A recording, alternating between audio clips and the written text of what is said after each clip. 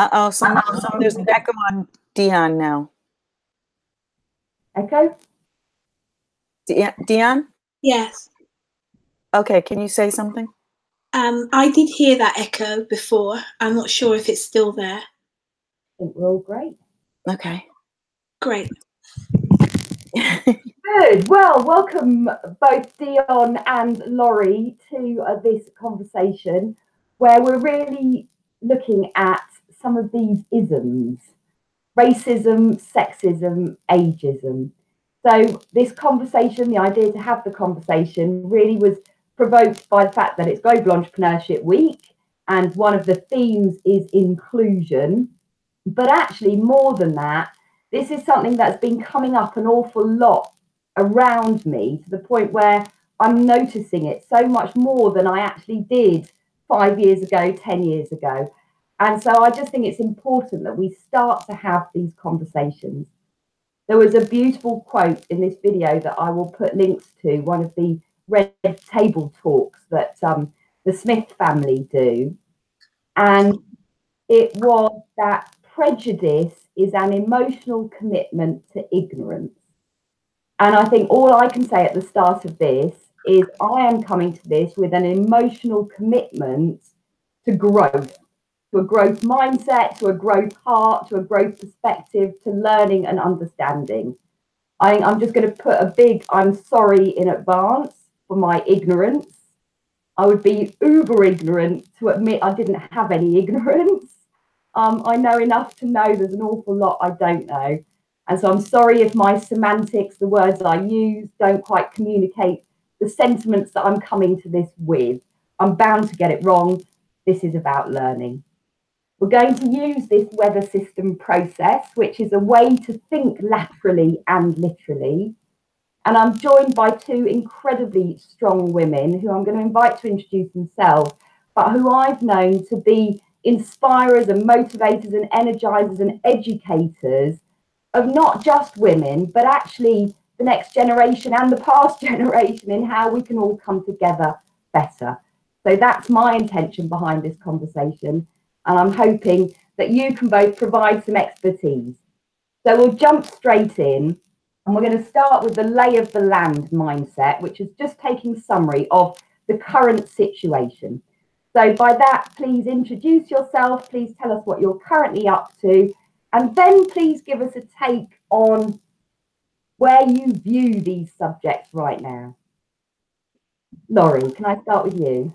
Sure. Hi, I'm Laurie Webb from Innsbruck. I'm an American who's been living outside of the US for 33 years. I lived briefly in London and in Paris and have been in Copenhagen, Denmark for 32 years.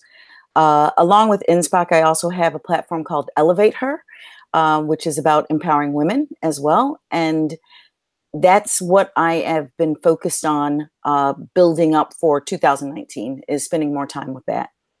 In terms of inclusion, something very dear to my heart, I write about and research entrepreneurship, specifically the entrepreneurial spirit. And I have written books about this, and I have a book that has taken me 10 years to work on with 400 plus interviews with entrepreneurs from around the world, street vendor to multimillionaire, all kinds of types of entrepreneurs, quirky, odd, craftsy, large, legacy type, passed down from families, many, many different types of things. So racism, sexism, ageism is also super dear to my experience and interest because of the fact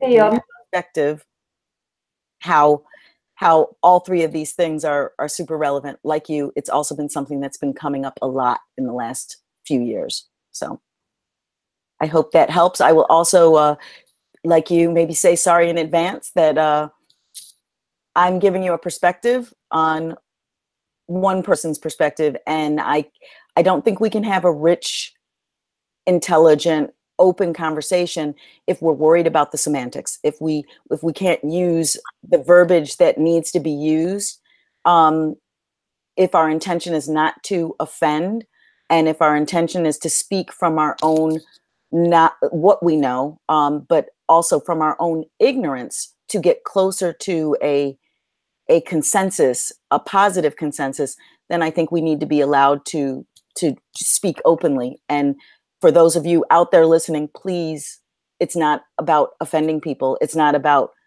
being, there's no kind of superiority feeling of one group trying to trod down on another group in this case. We're just trying to, I'm speaking for me again, just trying to open the conversation and share some insights from at least 3 perspectives today. Absolutely. Deon. Yeah, cool. I'm very excited about being here. Is there still an echo on my voice? It's gone now. Okay. So I'm Deon Johnson. You know, about a year and a half ago, a client called me the womanologist, and I kind of like it. So I'm introducing myself now as the womanologist because I'm passionate about women and the evolution and the presence of women, particularly in places where problems, world problems, organizational problems, family problems, societal problems, community problems are being discussed. I want to see women evolve as influencers in those spaces, and so the womanologist kind of fits that, I think. But my background is healthcare. I was a midwife for many years, so you know, women, leadership, birthing, bringing new ideas or babies into the world is kind of where I fit.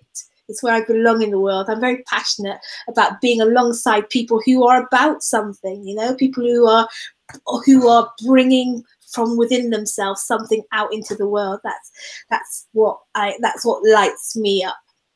So yeah, I'm here today because I'm a Black woman. I like to say that I'm a woman in a man's world, a Black woman in a white man's world. I am facially different. I was born with a facial disfigurement. And so the way that I look is I'm facially different in a beauty conscious world. And I am a Christian. I'm a believer. I love Jesus, and I, unabashedly, unashamedly love Jesus in a secular world. So, I like to, I've been realizing that for much of my life, that worldview and that positioning, that those core things about my identity, I used to think of as huge hindrances and blocks to success. Like those things were going to prevent me from being in with the in crowd. And I don't think that now. And so I come today as a woman who has traveled from a place where the core of who I am felt like a disadvantage, to now me realizing that they're absolutely a strong advantage. They give me something to say. They give me a right to be at the table and be included. I'm a hot commodity because of those things now, I believe. And so I'm excited about sharing some of what I've learned on that transition, that journey. That's why I'm here today. Fantastic. Brilliant.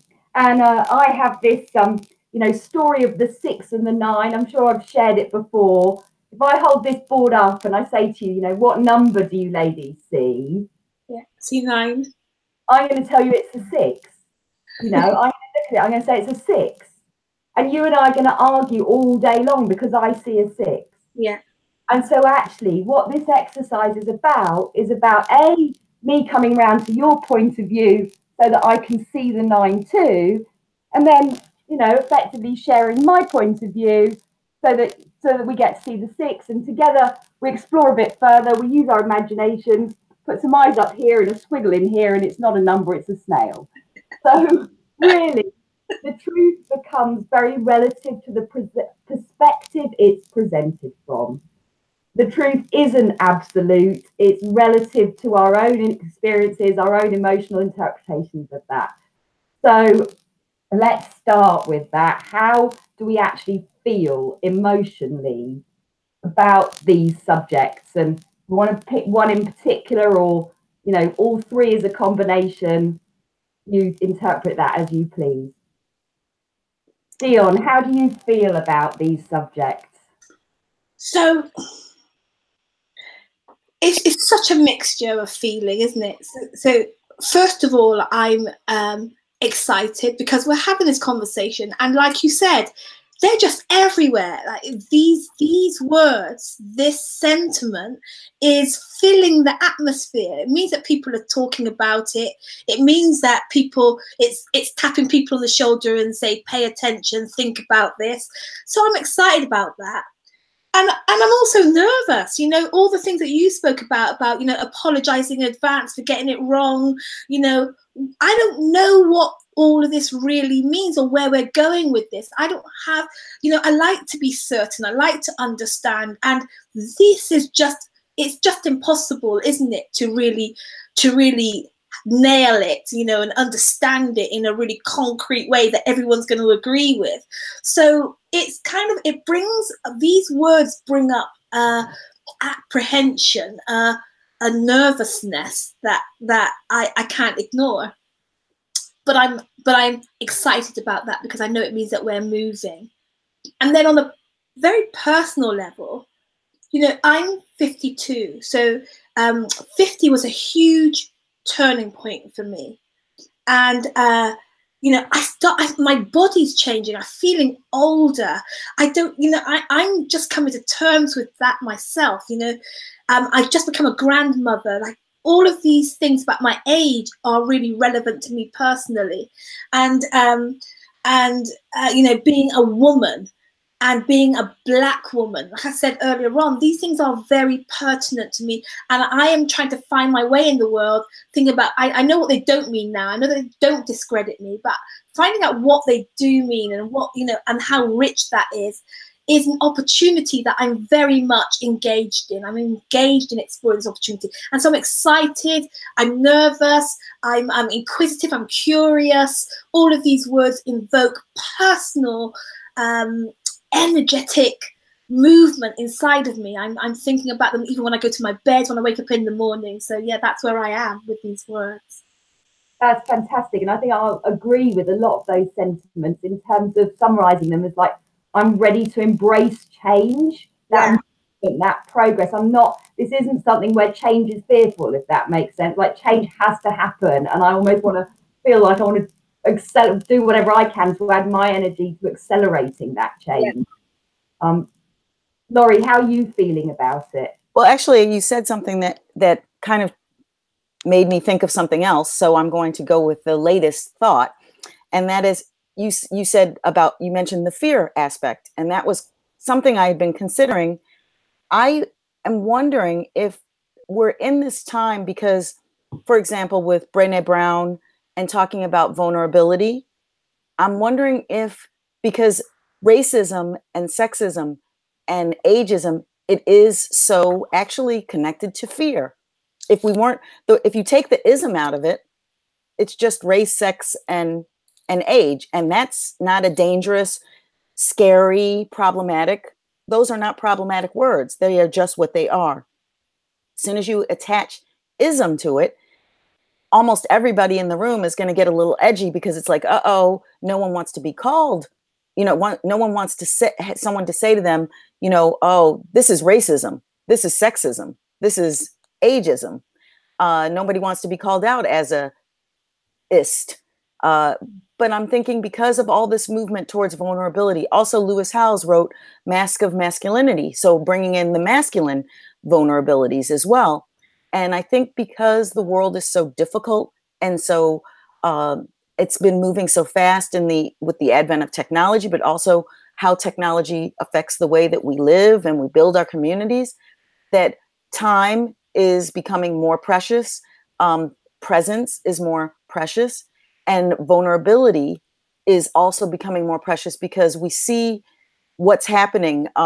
There's an increase in violent crime. There's an increase in suicide. There's an increase in, maybe I did it the wrong direction, but also in stress and all those different things that lead to what I just said. So I think in thinking about these three isms, I'm thinking the conversation's coming up because people were reaching a fever pitch and it's time that in the statistics, for example, in the United States, I'm not going to get it exactly right, but I think in just like 15 to 20 short years, the tide will turn in I'm not going to say races, but the time will turn and there will be more people of color than people of not color, Yeah. of whites in the United States. So things are shifting. There's movements of people saying, you know what, we have felt in that specific area, you have ignored me, you have made me feel little, you have, and this is actually for any ism. These every single all three of those things, people are fighting back now. Even, and I think the newest one, we never really talked about ageism so much. And now we can see people do not want to be rolled off into a room with other people who are sitting in wheelchairs, typically drugged to the hilt and just dribbling. That's kind of the old, sad version of nursing home. And people are saying, you know, as we get older, like now, you know, Deon, you and I are closer in age than Celia and I, well, and then us. But I want to be at a spa. I mean, I want to be living my life. I just, you know, if I need some assistance, then I need assistance, but I don't want it to be, let's pack her away because she's going to be, you know, she's going to die in the next 20 years or something. Cause that's kind of how it was like, we don't know what to do with you, you old people.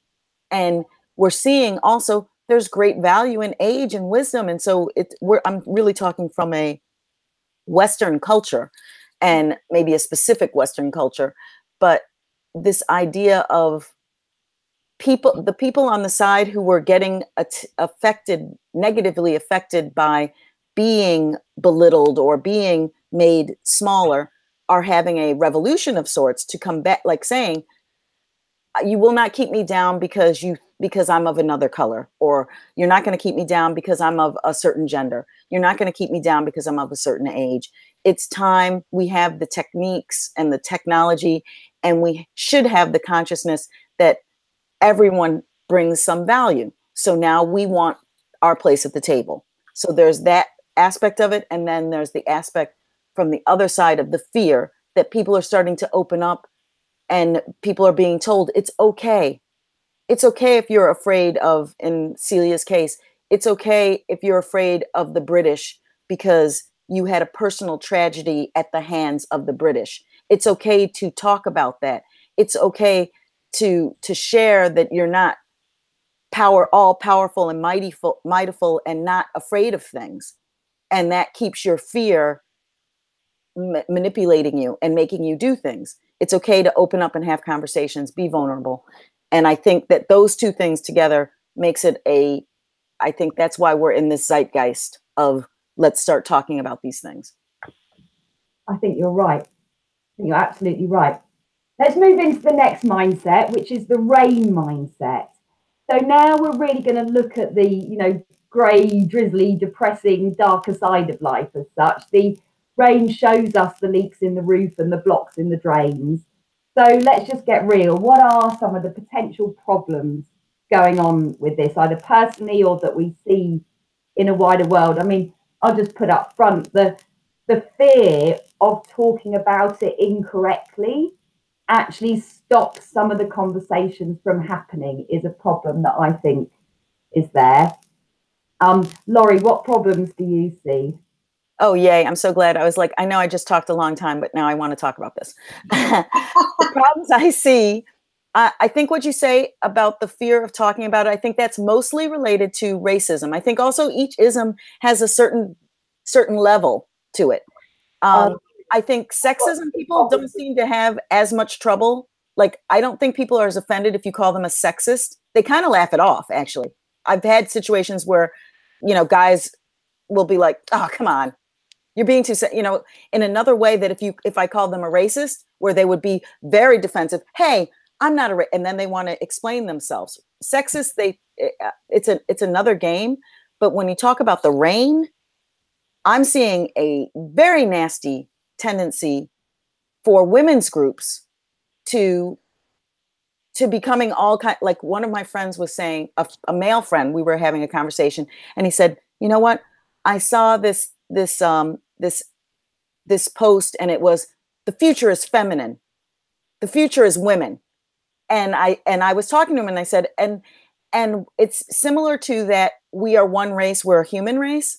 And if we're talking about inclusion, then the future should be human. The future should be inclusive.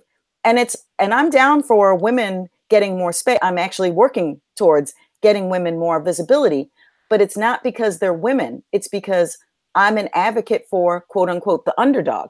I want to put people in, I want diversity represented. I want to include diversity so that we can get a more balanced world. And in some cases, that means we have to up the ante. We have to get more people of color in positions. We have to get more women sitting at the table and being able to make these big decisions. And I think increasingly, the one that we haven't, that seems to be new on the scene for my purpose, the way that I see it, is that increasingly we're going to need to be having some advocacy regarding age, because we see it in things like, the other thing is entrepreneurship. That's my sandbox. And people, it's always about the youth entrepreneurs. Let's give the youth entrepreneurs $1 million. And I'm like, they don't need $1 million. You know who needs $1 million? The 60-year-old who has just invented something and won't do it because he will lose his house. He needs $1 million. You know, the woman who could change the trajectory of medicine, who can't do it because she's so busy managing, for example, her mother, helping her aging mother, that she can't take it. She can't take that hit. She financially can't develop something.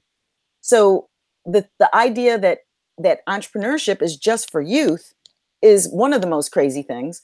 I understand giving them a foothold and helping them build it up, but I think we need to look at entrepreneurship also in broader terms. In all of those, race, sex, and age, entrepreneurship is suffering in all of those in terms of giving people opportunities and support. So I hope I answered your question. No, good. Deon, what do you see as some of the problems with the isms? Yeah, I think I might overlap with Laurie a bit, but my thoughts, I've just been jotting down a few of my thoughts, and the first thing that came to me was fake matriarchy. Fake matriarchy. And what I mean, I think I'm speaking to what Laurie was talking about in that, the future of the feminist movement. There's this picture that somehow women are going to take over the world and put men in the box that we've just come out of. Like, this is abhorrent to me. And I think it's related to the rise of this message that that you can do what you want, you can be who you want, you can have what you want. And so it's kind of mistaken as a message that says, and tread on whoever you need to tread on to be that. Because that's how racism came about in the first place. One of the things that I was thinking about earlier on was that, racism, in fact, all of these isms are not accidental. They are a deliberate, intentional construct of a human heart that wants to dominate and discredit in order to dominate. So they're not accidental. And so I fear that the problem that I'm seeing is that we're at risk of just reinventing more of this this intentional discrediting the other way. We're going the other way in order to rise up ourselves. And this is a very big challenge is a big problem, that we cannot just use the same dirty heart to create a new system, because the new system won't be any better than the one that we have right now. So there's that, and I was seeing the patriarchy bashing, that that patriarchy is not a bad thing. The patriarchy is not a bad thing. I think we need to understand it, and we don't understand. And I think what we're fighting against is fake patriarchy. So I feel like there's a real misunderstanding of what does patriarchy mean, what is matriarchy, and what do we want to create going forward, and how can we create it in a clean-hearted, vulnerable, loving way. These questions, I think, are the problem that I see is that we're not asking the right questions sometimes. And I can't read my writing. We never shape the we want to step in.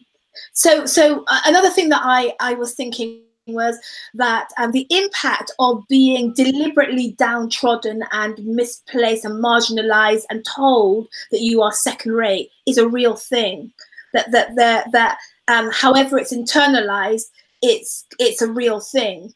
And so one of the problems that I see in this the inclusion movement, you know, is that there's a lot of top down, like we need to open our doors to let people of race, of different origins, be able to come in and be included. We need to open up the door to women so that women can come in and make the way easier.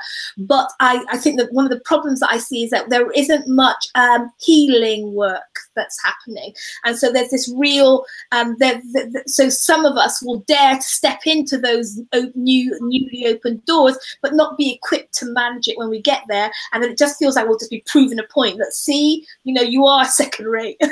You are, you know, you don't have what it takes, you know. So there is this need, I believe, for healing, and if we ignore that healing need for everyone, then I think that's going to be we'll see a flood. We will have, you know, major floods in our homes. You know, so the rain will wash things away. Yeah, and then this whole thing about authority. I think that I don't know why it's important yet, but I just want to say the word out loud because I think that there's something there's something about respect and honor that is problematic here, but I can't articulate that right now. But I want to say the word. I think that's I think you're absolutely right. That respect and honor. I'm going to write that down. Something that we do need to look into more deeply.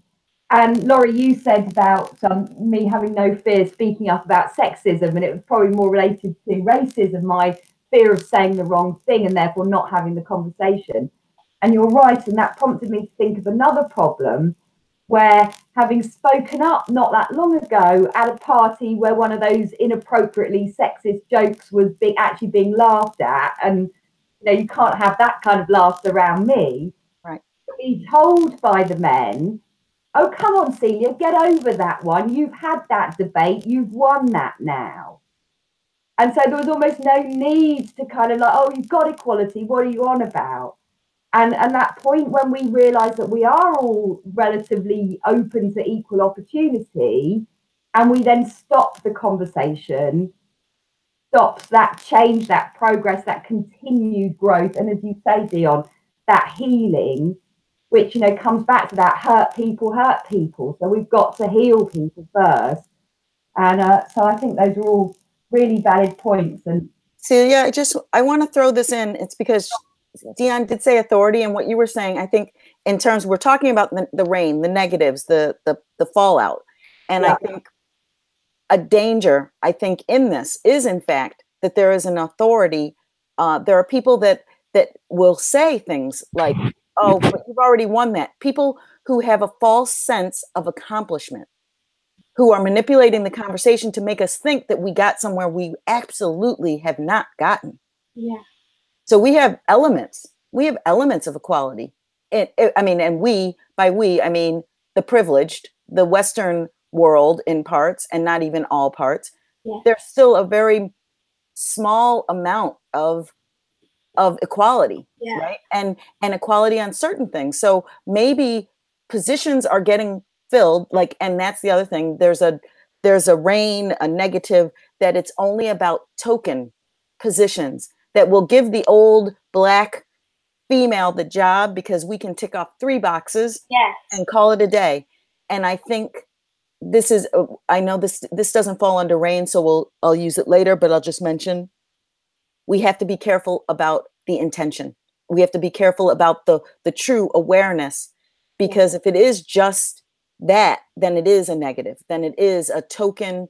It gives us, the people who are in positions of power, a way of kind of excusing themselves. But it's like when Obama was president, people in America said, what do you mean? We have a black president. It's done now. Yeah. Yeah. And for me, that's so important, Laurie. But when I was thinking earlier on, I was thinking that what I'm seeing as a big problem in the inclusion space is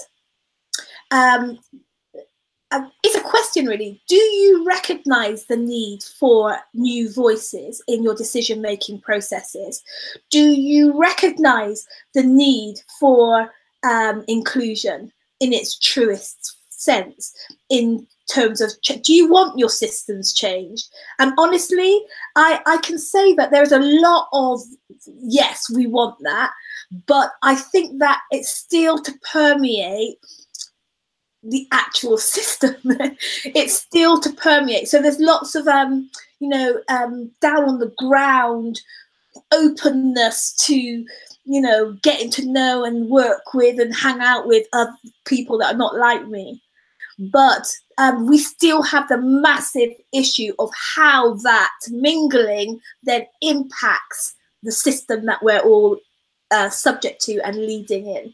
And there is a big gap between, it feels like we're just sort of scratching the surface with all of our inclusion work right now, but the big challenge is how does this mingling start to impact the systems that still oppress people of race, people of women and older people? How? Hey, I have a question too, since you just said it. Celia, you said sexism, but I'm wondering if we shouldn't be talking about genderism. Yeah. Because it's no longer a conversation about men and women. Yeah. Absolutely. And Deon, summarising what you were saying there, I kind of just wrote down, it's when that inclusion is almost taken on board as part of the corporate social responsibility, rather than because the diverse perspectives actually add value to the core business. Yeah, exactly. That's what we really come to. Here's the thing. So in simplistic terms, for me, it's like, I think it was you, Laurie, that said earlier on this kind of, this smugness on, where we're at, like, our accomplishments so far. Well, if you're smug about the way that the world is right now, or your industry is right now, or your organization is right now, or your community is right now, then you don't really need any. You can just go ahead and pat yourself on the back and say, look what we have done. But if you look at those places and you think, wow, things are not great. We've done this and we must celebrate this. But, people are committing suicide. People are poor. People are going to bed without water. People are this, people are that. Like this, when we can't pat ourselves on the back right now, we've got work to do and we don't know how to do it. Now, if we ever got to that place, I think if we're talking about RAIN, the problem is that we have not got to that place. We're still busy going, oh, we're doing so great, we're the Western world, we're the elite, we've achieved this in our lives, we're earning this much money, we live in this size house, we're driving this kind of car. And so we're not looking for a diverse people to come and tell us we're doing it wrong. We're not looking for a new voice to tear down our system and say it needs to be rebuilt like this. Like, we're just not.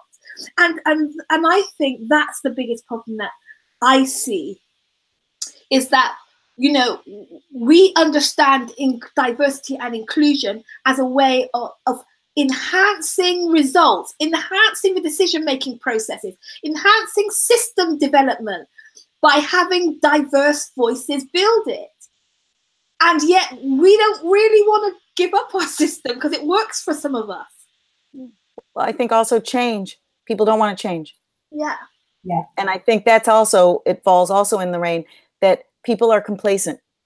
Change is difficult. And even those who say that they want to do it, and I think in their hearts they'd like to do it, but then they're like, oh my gosh, that means every conversation, every person I meet, I have to consider their feelings and their abilities, and I just don't have the energy. I just want to be able to believe that, you know, my existence, my view of the world is the correct one, and go through the world like that. It's hard to be considering, or just to perpetuate the prejudice and the BFDLs, the big fat dirty lies. Yeah. You know, so I remember my experience of working in local government. I was a director of a regional director of a national program to help vulnerable families who in their sexual health and their health generally. And what I saw there was that an unspoken acceptance that these people, Black people, minority people, marginalized people, well, they're not really, like, this is unspoken understanding that they're not really helpable. This is what they do. They breed like rabbits. You know, this is what they do. They kill each other. They're violent people. So there is this kind of understanding. It's not ever, no one would ever say that out loud, but it's like this undercurrent of you know what, this is of course this is how it's gonna be, and of course we're responsible. You know, we're good people, so we'll try and do our best. But you know, there's this understanding that it's just like this. This is what those people are like, and you know, we'll chuck some money at it, and we'll strategize a bit and see what. But you know, no one's really expecting big things. No one's really expecting the inequality gap to close, because the inequality gap is inevitable. Like, are we really expecting things to get any better than this? Like, or is this something that we've just accepted? Is just the way it is. We'll do our bit. We'll chuck a few million. We'll move this. We'll create a few positions. Or are we really wanting change? Do we really want change? Do we really want everyone to be equal? Do we really want that? No. Ask these questions. I will say, in the rain, I'm sorry, Celia's like, we got to move.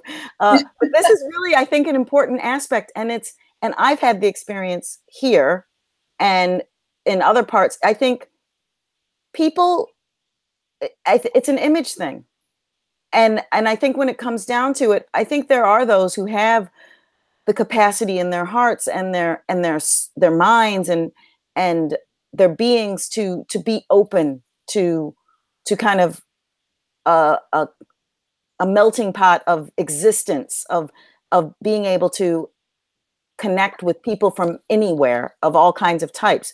But I think largely my challenge is, for example, here, the Danish society is a primarily white society, and I think and it's a deep, long history societies, and so this isn't a racial thing. This isn't a black-white issue. To me, it's like a small country versus a large country, or a small town versus a small town thinking, and that is, they want to do the right thing. They want to appear to do the right thing. Yeah. And so when they do things like they'll do a diversity, let's talk about diversity and their idea of diversity. So when a few, you know, you put there are 3 women on the panel. Ooh, it's diversity. And here's the catcher. Here's the clincher also. I'm like, okay, not only is it not diverse in my mind, inclusive in my mind, about if you have just men and women on the panel, that's okay. It's one better than one, but they all look the same. So they haven't even tried to diversify in women. Women are big culprits. They'll do their women's events all over. And you have, instead of, you would think women would be more inclusive. So, hey, we know what it's like to be excluded from the table. We're going to do a women's summit. We want to make sure we have women's voices of different types, but you look and it's a white women's summit. Yeah. So it's just, we just went from a all white male to all white women. And and they're talking about diversity. And because they're talking about it, they feel that they have made inroads. They feel that they're talking about what benefits them. And I think that's the other thing. If it's only about you, and again, that's kind of the intention, but in this, the reason I think it's RAIN is I think it gives people a false sense of activity or activism, that they are, and it spreads and it makes it hard to have true conversations because people are so precious about that feeling. So the system, I think, largely when people started, screaming and yelling and corporate social responsibility, we need to have more inclusion. We need to have more diverse groups. We have to do all of these things. Well, people were doing just enough with their money so they could look good for their friends. And to be more specific, mainly their white friends. It wasn't for that group, for that specific group, for a white group. I think the same thing, let's say it just to flip it, Black people also doing things just enough so that they can impress their Black friends. If you're living in communities that are not diverse, I think any group wants to impress their peer group. It's not a group trying to do something to get to everyone, but that's who's going to acknowledge them, is the group that they're in. Does that make sense? That does make sense. And actually, I was actually going to carry on from what Deon had been saying about that aspect of, well, that's who they are. We can't change them anyway, as such, in the community work. And I was sort of breathing in and starting to feel uncomfortable, and then recognise, because of the reality, because I'm accepting the reality of it, but I feel very uncomfortable about the fact that that is the reality. And so then my thoughts were taking me to the point where, and then that if we start to feel uncomfortable, any one of us, our natural intuition takes us away to a place where we find greater comfort.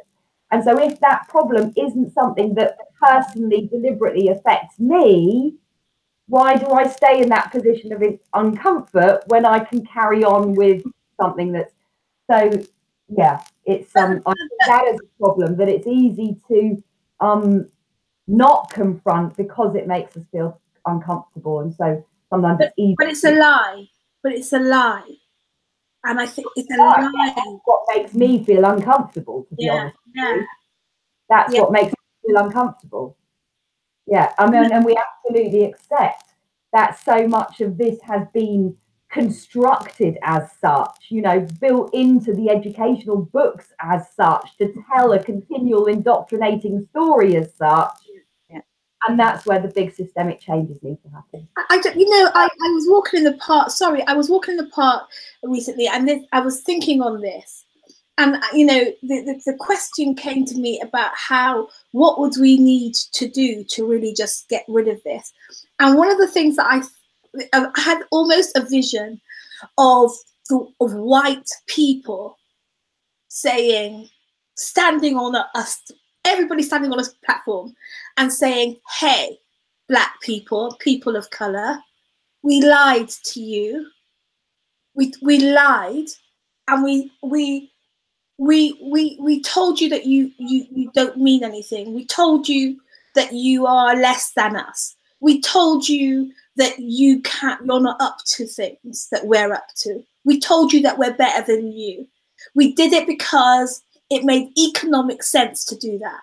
We did it because we wanted to, that was our way to thrive and buy bigger houses for our families and secure our children's future. That was the way that we could feel and become more powerful. We did it. We did it, but we lied, and we're accepting that now, and we're apologizing now, and we're ready to fix this now, and we want you to hear us say this with all of our hearts, and we're ready to repair this now, and we want you to work with us. We know we lied. We want you to hear that we think we know that as a result of the process that you have been through, that you are even more valuable to the world, our world now. And we want that value. We want that value now. Now, I was walking in the park and tears were streaming down my face as I realized what that would do for me. And then I realized just how impossible I ever felt like we would get to the place where that could ever happen. That's what I came on the call to share. That's what I want to contribute to this conversation about the isms. That, you know, we're human, and it is the way that it is right now. And, you know, it has happened. I don't think we need to, I think if we want to move on, then it's really, there just needs to be a really strong acknowledgement about what this is and what we want going forward. We might not know the way forward, but, you know, I think just accepting the way that it is, that what has happened for real, what has honestly happened, and what we want, what the picture of what we want to build, like that is where I think the whole conversation we could just stop there. That's what I think. So you do think there's some mindset actually in terms of talk about on a beautiful sunny day when it's all going our way, when things are happening as we'd like to see them, what would we like to see? So Deon, you know, some honest acceptance of the lies that have been told. Yeah, and just accepting that, you know, that racial hurt, sexism, gender hurt, you know, ageism hurt didn't start there. It didn't start with just someone waking up this morning feeling like they were going to be hurt or suffering from it. It started somewhere with intention. It started with intentional, malicious. It started with malicious intention for power and greed. It started from that, and I think we just have to accept it. For me, that's what I would like. I would like to just call it what it is and say what you want. Be honest about it. And my fear, like when we were talking about earlier on, was that would never happen. But on a bright summer's day, on a bright sunny day, which it was when I was walking in that park, tears came down my eye, rolled down my face as I considered how powerful that would be if there was just some acknowledgement of this travesty. My battery's going to die, so I'm going to just run off and get my charger whilst Laurie picks up. Just bear with me. Laurie, sunny day for you, what's happening? A sunny day for me would be reconfiguring the education system, because that's at the core of all the problems, I think. That and having more inclusive teachings. I think education, I mean, obviously the political system, but education and the media do a lot to kind of permeate society. And by showing different aspects, like for me, I think at one point I was thinking one way to solve some of these cultural issues, culturalism, or instead of racism, I'll call it culturalism. I like changing things. And saying, okay, everybody who is a bigot, everybody who's racist or culturist or whatever, everyone who is like, I don't like those people are like this, that, and they do not get to eat those people's food. So you can't talk about Mexicans and then go have a taco. Nope. Nope. None for you. No more Mexican food for you. You have something disparaging to say about Indians, you do not to go and get Indian food. I think I think that would fix things like that. On a bright sunny day, people would understand just by doing the food metaphor analogy that we have spices for a reason. Yes. And that is what human cultural race experience is in its kind of purest form. It's the spices. We are the spices. When you have an interaction with other cultures, it adds a flavor to your existence. And sometimes you're not going to like that flavor. And I think that's the other thing, that we will be more acceptance. We will be able to see it in a more open light, that it's not just because you don't like, just because you don't like Jane, it isn't because Jane comes from the Philippines or from whatever. It's maybe you just don't like Jane.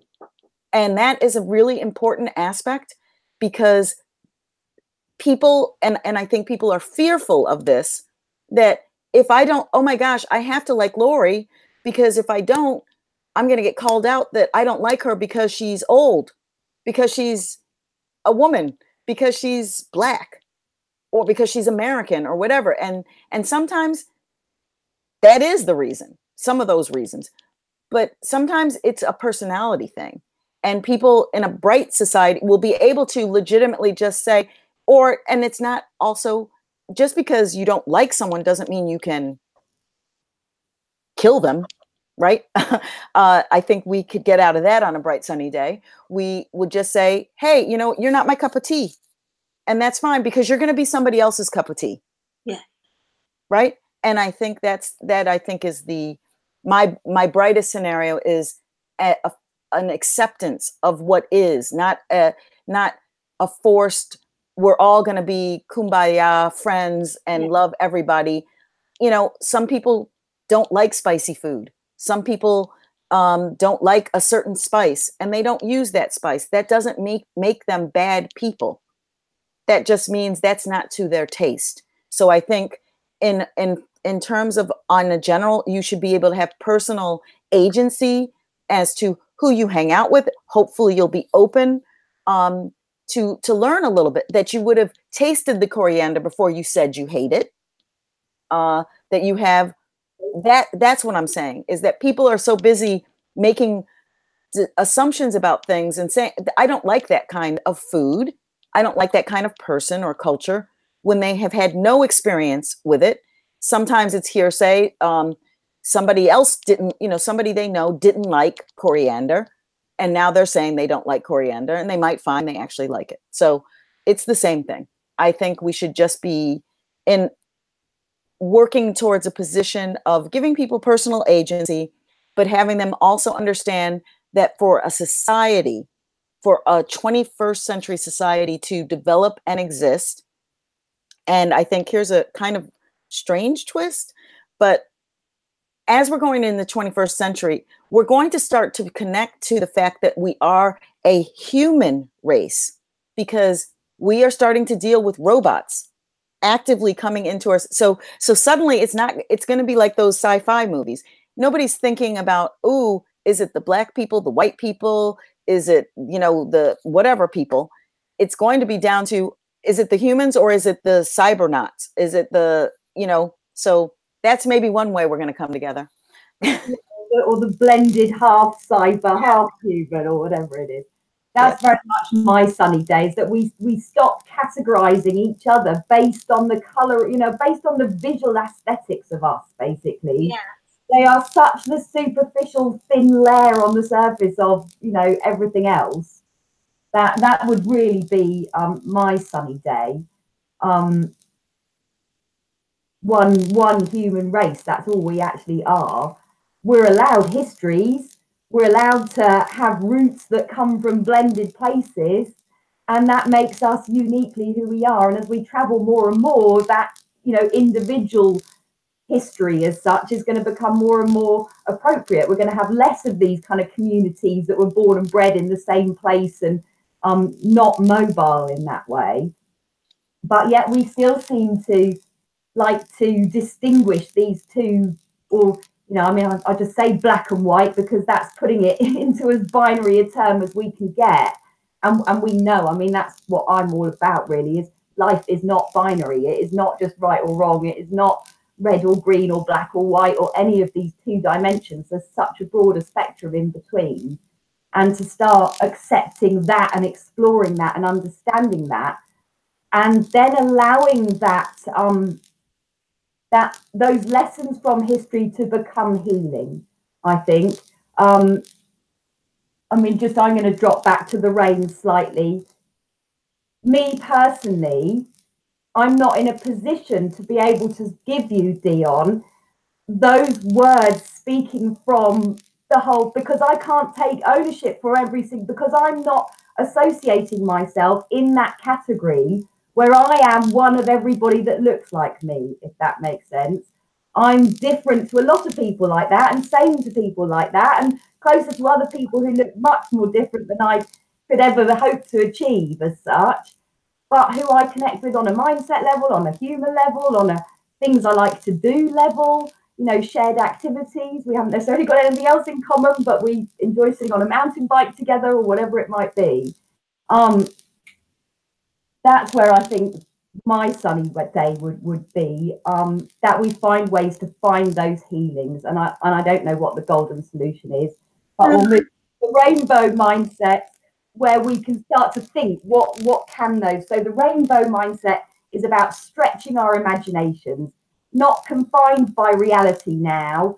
If you had magic wishes, if I had the magic wish where I could say, yes, here is an apology from all of my ancestors and that category that I fit into, I would love to be able to give that as a pill or as a kind of magic dust over the world, a healing medicine as such. What other magic wishes would you like to help this situation? So you know, energetic inside, I feel uneasy right now because I don't feel like I finished with the sunny day, with the bright sunny day. So you were saying that there isn't, it's not black or white, and I think that I and this non-binary term is a very it's a buzzword right now, and we're really looking at, you know, there isn't any absolutes, and I really beg to differ with that. So you know, the laws of nature show us that there are differences with genders, with genders. Show us that there are differences with species. That difference is a good idea.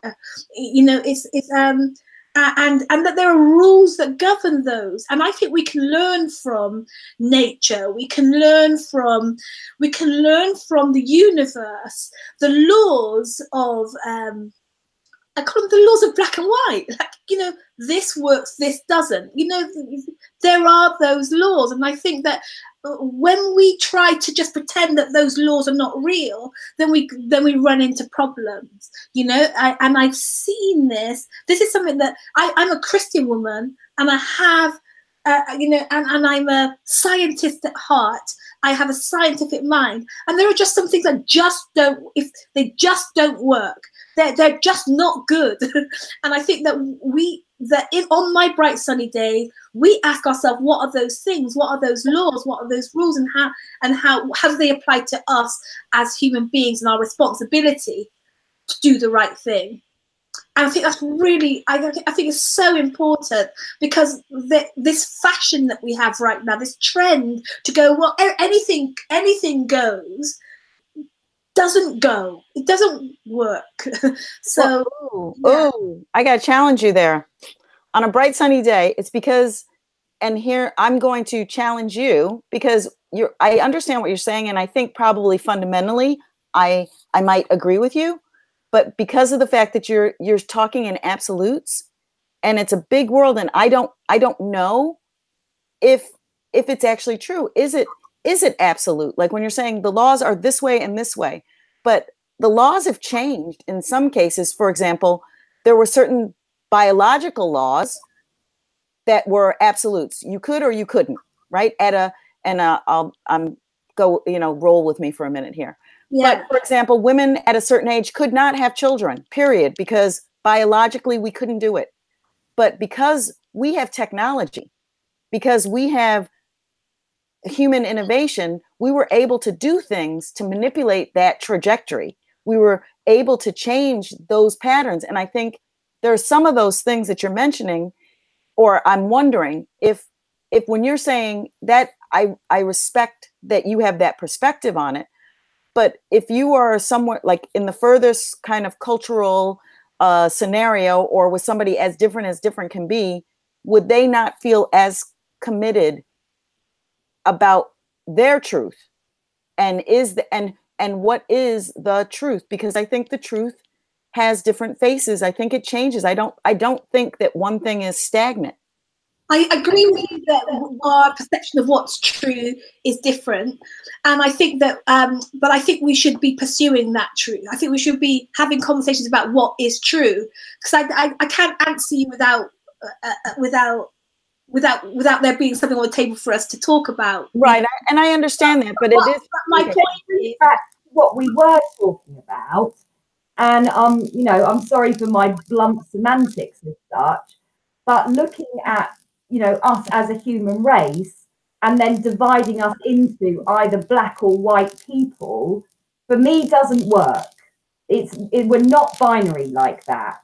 Yeah. There is definitely a blend, like even just in the, I'm an artist, I'm a visual person, even just in the paint tones as such, you go from very, very dark to, you know, very, very light. It doesn't work. It doesn't work with human beings. It doesn't work in nature either. So that's not what I'm talking about. You know, I'm not talking about what's not in nature, what's not just so in nature. I'm talking about the things that are just so in nature. And we would need to look at what those things are.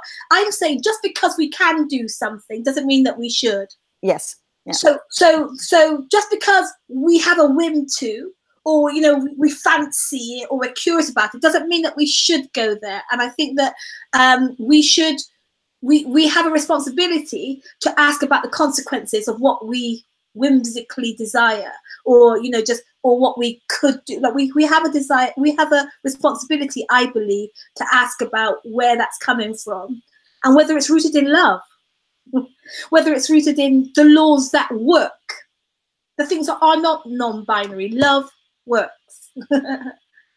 and on a binary level, we can. A little confused in terms of when we were talking about the sunny day. I'm just confused of how that worked. How I think I got a little lost. Yeah. I think I'm going to say, like, we can actually say, to bring the binary in, that there is the binary of the oppressor and the oppressed. Right. Okay. Right. Exactly my point. Yes. Okay. There we go. And so in that, guys, we can definitely see the distinction between the two. Exactly. And we're asking that oppressor to really open their minds, and we're fully accepting that the oppressed have a huge amount of hurt that also needs healing. Yes.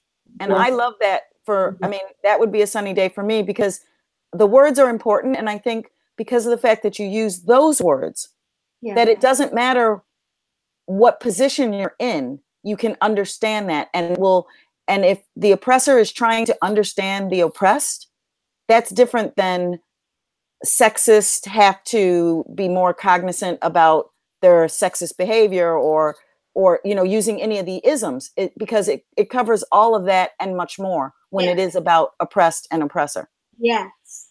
And I'm just going to take it, you know, authentically. I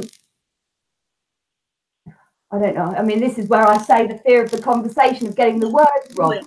But you sort of think, gosh, I don't want to be that person. I find it very hard to say I'm sorry for having been that person, or to take responsibility for that, to the point where when I was in this conversation 3 or 4 years ago, having got the semantics wrong in a conversation, that then led me to take what felt like an attack. I mean, I listened and I listened, and I came away, but I was deeply, deeply upset, because I felt my core values that I didn't authentically hold true to as the person I thought I was, and the person I want to be more of. So I'll admit that the obviously ignorances that I don't know about in conscious awareness.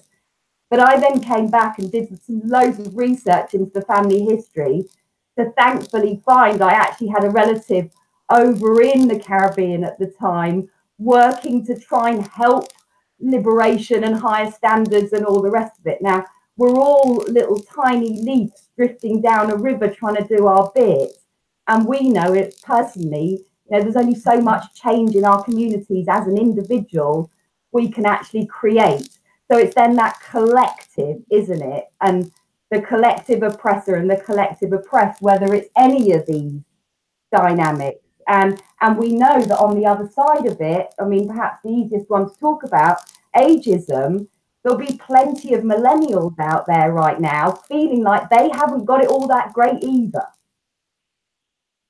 So sometimes it's hard to see who one is and who the other is, because we've become because it's all such a complicated subject. I think what you're talking about, I think that no one wants to be wrong. No one wants to hurt people. Well, some people want to hurt people, but you know what I mean.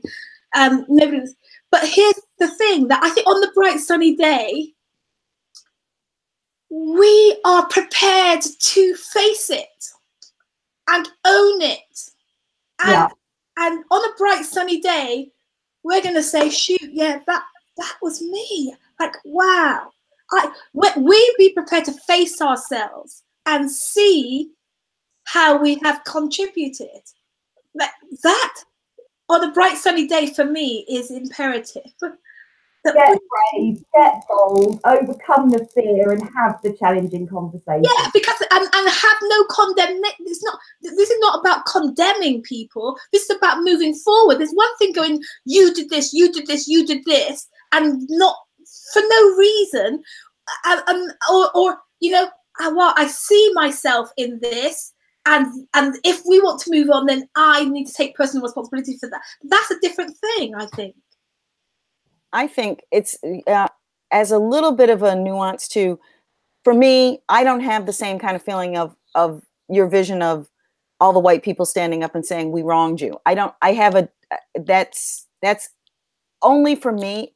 It's only important for me for that to be done if it is an acknowledgement that means we're ready to do something different. That's the same thing.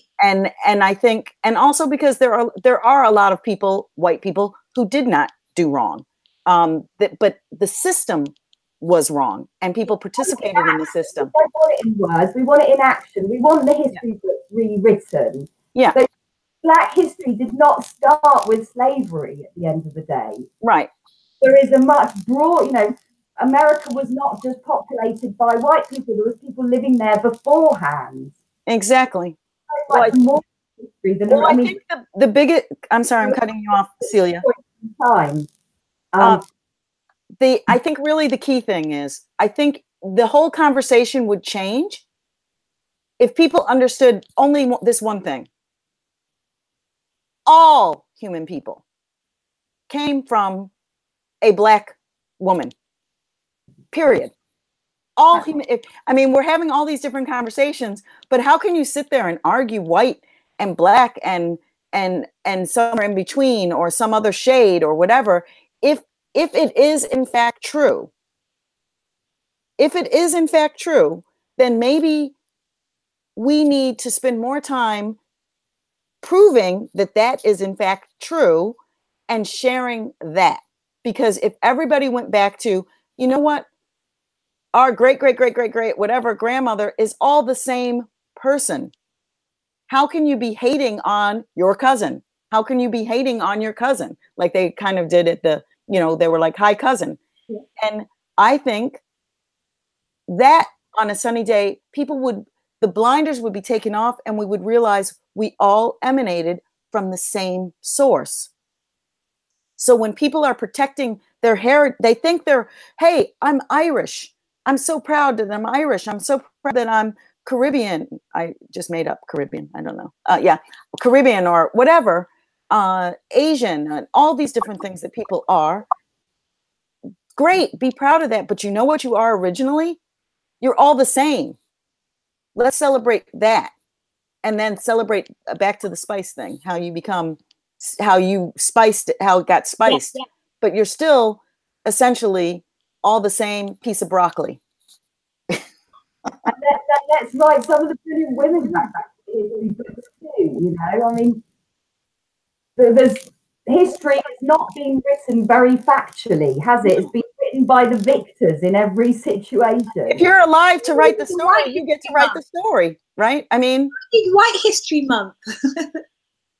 Yeah, well, it's as people would say, White History Month is every month, but that's the challenge. But I think also, if we did that, if we did do different if we did say, let's do White History Month, and focused on the good thing. Like, so it's kind of a joke, but actually think about it. If White History Month was about all the white people who did something to make all of society good, not just one, not the 1%, the history of the champions, that who was the person who helped Harriet Tubman in the underground railroad? Who was the person who made, like, not the ones that we're hearing about, but the ones that actually did something on the ground to further society in a more historical perspective? Or White History Month, where they actually told the real history, where George Washington, there's a part of me that feels bad saying something about George Washington, because I grew up to respect George Washington and all of the cast of characters in that story, that it makes me as a African American feel like I'm doing something against my country if I start disparaging the famous white people that I was raised to bow down to, right? It makes you feel a certain way, but then you're like, but okay, what about the whole country? Like, let's tell the truth. Let's put it out there, right? Let's just talk about the whole thing and make it about switching it from these little pieces to, again, it's the humanness. We're at a conscious, I think that's the other thing. I talked about the technology, but we are in a consciousness raising time. That's why people are going to yoga and people are meditating and people are trying to get to, quote unquote, the truth. So if we know people are hurting. And I think part of the challenge is, like you said, Celia, when you get into the conversation, people feel offended because you said the wrong word or the wrong sentence. And now for the rest of the evening, you are being attacked. And that it shouldn't feel like the conversation. That's the problem, is that, and you're feeling attacked on behalf of something that wasn't in your soul, wasn't what you meant. And people, instead of accepting, I'm sorry, I used the wrong words. I don't speak that language. And people accepting, okay, what was she trying to tell us? And not holding her accountable for the wrong words. Exactly. We interpret the intention of anything anyone said ever, rather than the actual words that came out of their mouth, we'd all have a much clearer understanding of what they were really meaning. Yes. And that wouldn't be anything about the isms. We need, on a sunny day, we'd be better at learning about communication, period. Just for our interpersonal relationships. Because even if you're married, or, if you believe in that, and you're connected to someone who is exactly your same, background and everything, you're still going to have differences. I believe in communication etiquette, and I believe in honor and respect, and I believe in love. I believe in love, and I believe in progress and evolution and moving on from here. And the other side of that is that I think that, I raised my daughter to say that if you do something wrong, then it's imperative that you own that. And it's imperative that you, no matter how much it hurts to own it, it's yours to own. And it's imperative that you are part of the reparation and the restitution of that. So you do what you can to put that thing right, and you acknowledge it, you put it right. And so, so I'm hearing this bit of the conversation, and I've got butterflies in my belly, because I hear what we're talking about. What we're talking about is trying to protect the people. It's challenging, isn't it? It's language again, but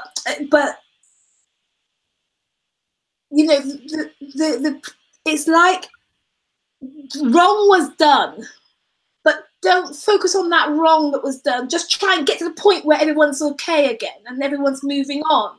And I think that that's not how it works. When something wrong has been done, there needs to be, whether it's, you know, you made your friend in the playground cry because you didn't share, whatever it is, there needs to be an acknowledgement, and that acknowledgement invariably feels like an attack, because we don't want to be the wrongdoer. We don't want to feel like we've hurt someone, or, you know, but like there's that bit. I think we need to get over that. We need to go through that bit if we want to get through the other side. We can't just scrap that bit. And I think that there are so many people who feel so hurt about history of racism, sexism, ageism, and all the isms. They feel so hurt that that this has happened. And, you know, it's not helpful to then go, well, let's just get through to the bit where we're just, you know, going to create this new future. There's a bit in the middle that needs to happen. But Deon, this is kind of back to my time, right? And so if Celia, for like in that particular, my feeling was, it was a very specific thing. It was rhetoric. It was semantics. I think there's a real difference with people who are trying to move on, who have actually done some work about it, who have had some thought and say the wrong thing, and then people are caught up in that, versus the people who are just kind of having an epiphany and not like it's like with yoga or meditation, everything. It takes time, and you have to go through. You can't jump. Yeah.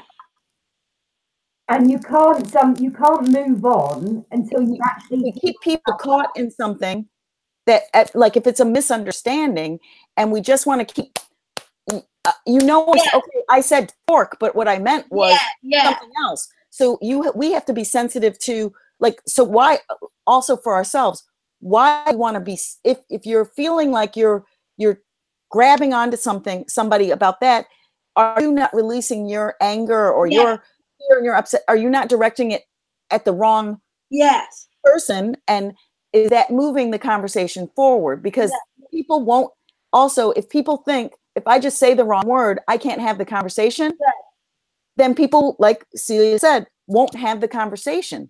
And we need to have the conversation with the wrong words and be accepting, saying, okay, you said the wrong word. This is how it made me feel. Do you understand that? Yes, I do.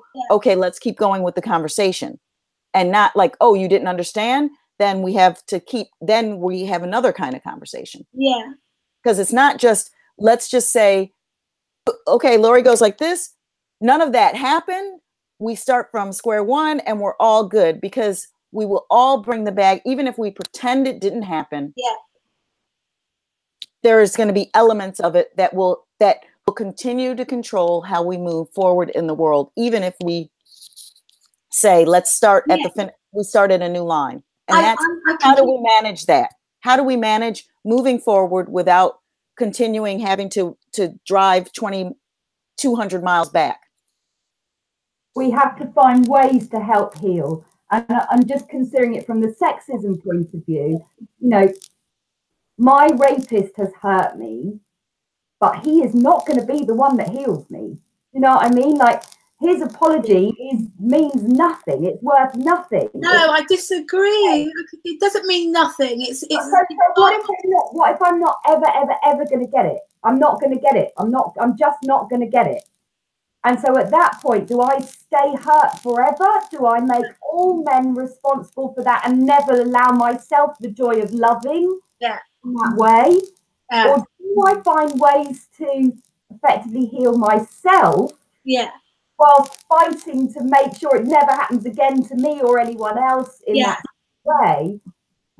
That's just what I'm hearing now is that in order to, like, we know, I mean, we just know this, in order to move on, you have to first heal, you know, you have to, like, heal the problem. And so then when we look at that as a systemic thing, you know, in sexism, in order for women to get over, you know, the suffragettes, in order for them to actually get over the hurt that they were feeling, it's still taken generations of some major apologies, haven't there, over time? Yeah, I mean, I'm trying to get us into the rainbow mindset where we're using our imagination, and I don't really know what the rapid healing process is. Well, I think it's an acceptance of that. It's like listening to both of you, and also obviously some information that I have in my mind, but is that I think ultimately, I can't remember who it is that says it, but it's like you do something good for, like, sometimes it's, let's think about the universe, right?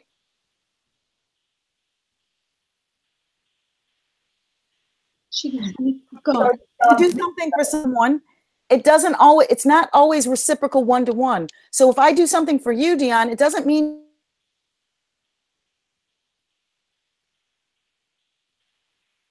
I hear what Laurie's saying in that, guys. The karma doesn't always come back.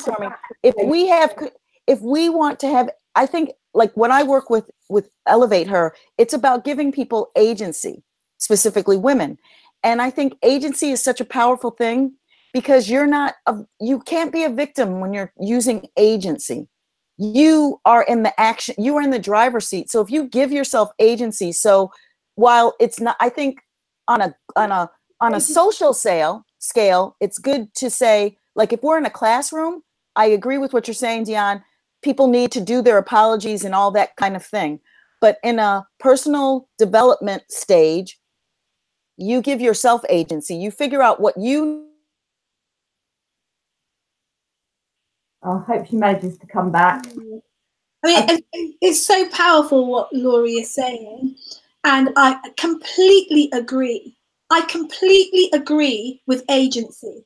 I think my work is about helping people to feed their capacity for agency. So, what do you mean by agency? I mean being able, so that so to be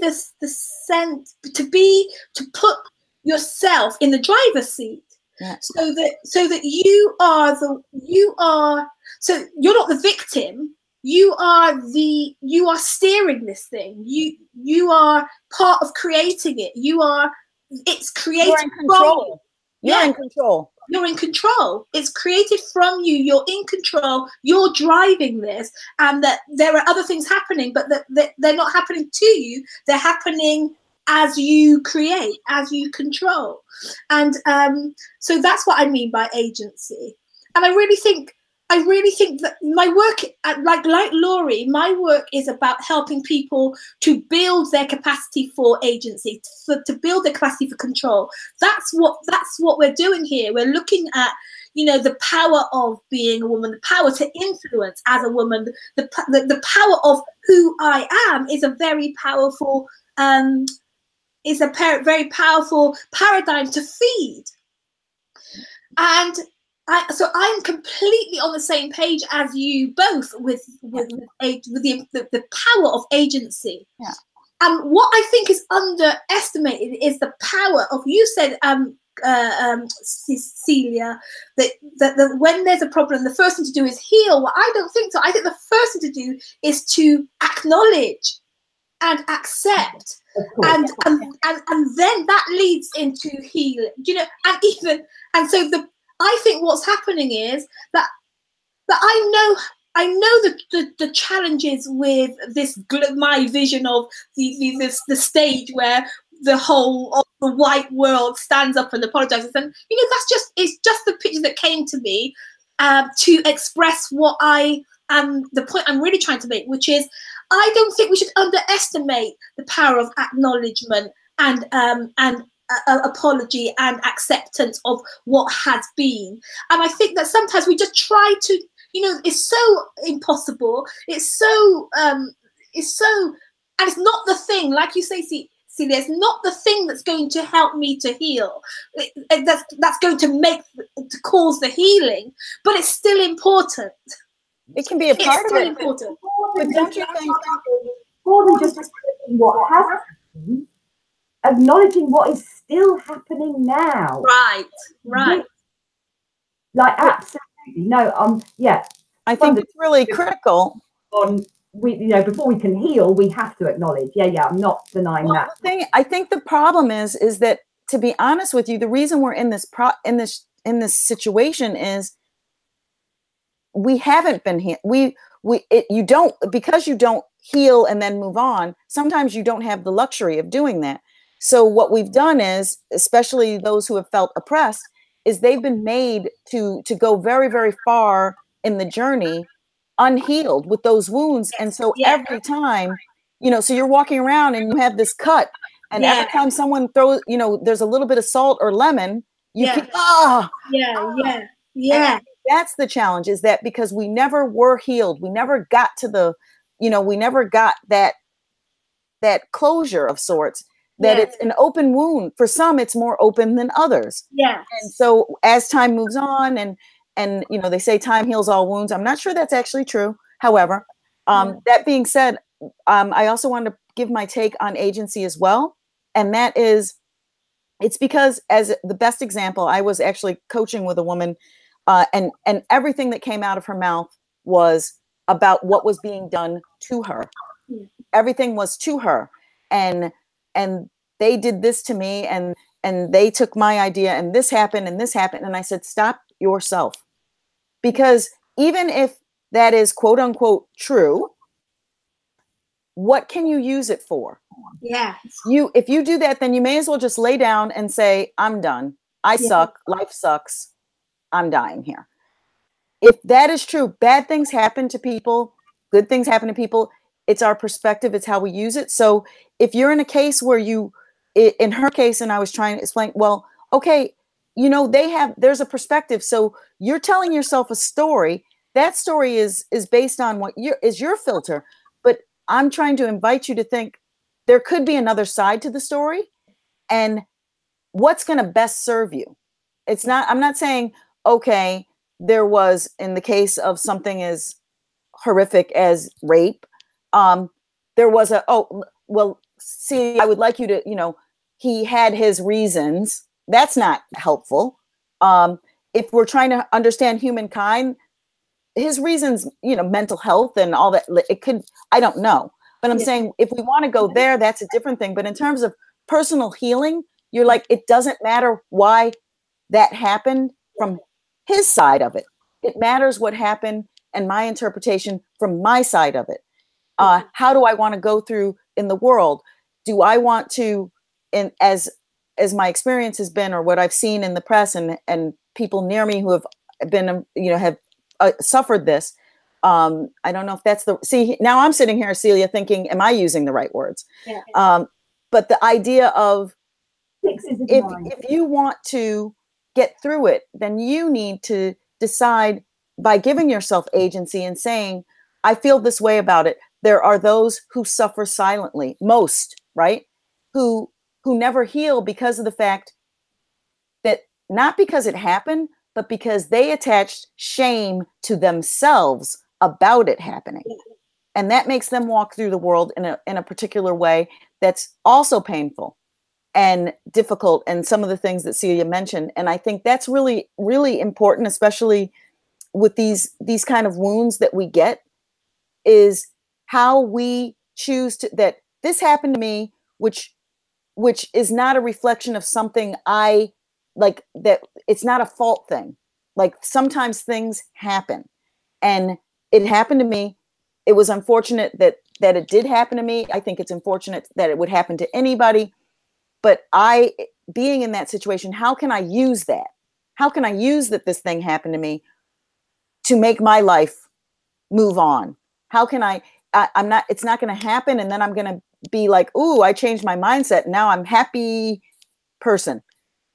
It's going to take you some time. You're going to walk through the steps and healing. And I think giving voice, from what I understand, giving voice to it, being able to stand up and say, this thing happens. I believe shame exists in the shadows. So as soon as you put light on it, if you say, this is something I feel shameful about, and you acknowledge it, that's where I think the acknowledgement is really important. If you see it and you acknowledge it, it can't manipulate you, because now it's in the light. So you can see what it's doing to you, and you can say, okay, that happened. I'm moving on. This is what I can do to control. I can have conversations about it. I can, and really, I mean, I almost broke down. Like when you said it, it just hit me, Celia. Like this is I'm not trying to change the conversation, but I think it's very related. It's a very good way to kind of communicate what I feel about all the isms as well. And that is that this thing happened to you. And the way you owned that it happened to you, the way you presented it, the way you said it, you had so much power that it just made me feel like, wow, like that would be like that people could acknowledge these things, these experiences that happen to them, good and bad, on equal level, and be able to state it more like fact instead of all the assumptions that people will make about me by saying this, of all this feeling that I have about myself about that. I think that's really, really powerful. Yes, I agree. What Dee's saying about acknowledging it, in this age of gaslighting we've got going on, if somebody next to me then starts going, no, it wasn't that like that, that didn't happen to you, that's what distorts my reality, and that's what makes it very hard to live with. And that is something that we're seeing in some of the other isms. Exactly. The middle, the sexism, we can see it much more clearly, we're much more accepting of it. But I'm coming from the opposite side in that binary oppressor and oppressive side to this equation, where you then go, actually, if I was in that situation, and this is me trying to see perspectives that aren't my own, and somebody was then going, oh, get over it. You've had that debate now in the same way they did to me with the sexist joke. You've had that debate now. What are you on about? Get over it. Then that adds to the hurt. My God, that compounds the hurt, because that starts to distort what the reality is really about. Yeah. I get it. I want to throw one more thing in there. It's because you said something that really stimulated my brain here. It's because you said, when you said oppressor and the oppressed and the oppressor, and you put yourself in that category, I'm thinking, you know what? I don't think of you as being, in this particular circumstance, I don't see you so much as the oppressor as I see you as the privileged. Okay. And do you know what? I can stand here categorically in front of both of you and anybody else that's listening and say, I fundamentally acknowledge white privilege exists. Yes. I don't feel comfortable about it, but it's there. Yeah. I've numerous examples where, I've seen it. Yeah. Then just thinking about the examples where I hadn't necessarily seen it, even last night, right? When in thinking about this conversation, and I'm thinking to myself, I think I'm going to get everybody to introduce how they define themselves. Because, I said one of the ladies who unfortunately hasn't made it, but we were talking about the one human race, and then she did exactly what they did at the end of that video. So I said, oh, well, I'm mixed race. And then we both laughed, and she thought, oh, not really, I'm one, But that was just how she'd been defining herself when communicating. And so having put down the phone, I was thinking, this is really interesting, because I have actually never stood and called myself a white woman. Yeah. I've called myself a woman. Right. Actually, that has been a fundamental privilege of mine that I haven't even acknowledged. Yeah. I've never had to think about my definition in that guise. I've called myself European, and I've got very comfortable being European. I mentioned I grew up in Italy, and I lived in France, and I lived in Germany for a bit. And actually, just to call myself English, I've never felt very comfortable doing that, because my culture combines a much more Mediterranean kind of approach to life than some of my British friends as such. Right. But I've never had to think about myself in terms of the definition. It was something I realized last night, basically. So I acknowledge that in the same way I acknowledge that male privilege exists. Well, I think also economic privilege exists. I mean, I would think all on this call, just by the fact that we live and do the things that we do, have privilege. But the reason I wanted to say that is because I think, oppressor and oppressed, that's a very different thing than just being like, it's a little bit more passive, but it makes you complacent. It makes you a part of the problem, but you're not an aggressor. You haven't actively, I don't know that you have or you haven't, but I think there are people, I think there's a larger group that are actually just quote unquote suffering from the privilege. They are swimming around in the water and don't realize that they need air to breathe. You know, so they're just they're unaware of their like that they're actually swimming around in a bowl of water. And for privilege, I think Deon might be able to also, I think you'll all get this. So I'm just going to use this as an example. So in the scenario of a person like me, a Black female woman of a certain age, if somebody does something to you, like the privilege for you is, or privilege of someone who is white, is the lack of questions. Because even if somebody doesn't mean something to you, the question comes up. So if someone is asked, if somebody calls you if somebody doesn't like you, you don't worry that the next thing is, oh my gosh, they're going to call me okay, so sexist, somebody could call us a bitch, right? And other words. And that's because, but if you're a guy, right, as a rule, it's they discount I think that's what I'm trying to get is also the tools and the what do you call it? Like a gun is a weapon. The weapons, the word weapons attached to privilege are so strong against people who don't have that privilege that it nullifies them. So even when I was a little kid and something would happen to a counterpart, if somebody might say, you're stupid, you're dumb. But for me, the N-word, you know, like people would call me it would like, and that was a kind of controller for me, because I would feel like, oh my God, they're about to unleash the really harsh things. But I think comes the easy vulnerability to target. It makes it, yeah. So they have the weaponry to really to make it even worse. But I think the privilege is, you don't worry if you don't get a job. You don't wonder if it's because of your height, your sex. Well, yes, now you do. The sex wasn't a good one. If you're a man, if you're a white male, usually if you don't get a job, then also if you're a white male, typically you just think they're stupid. But if you're a woman, then you don't know if you didn't get the job because you wonder, and that wastes energy on our, like, so that takes something out of us. I'm really not being as articulate as I'd like to be, but I wonder, is it because I'm American, like in Copenhagen, is it because I'm American?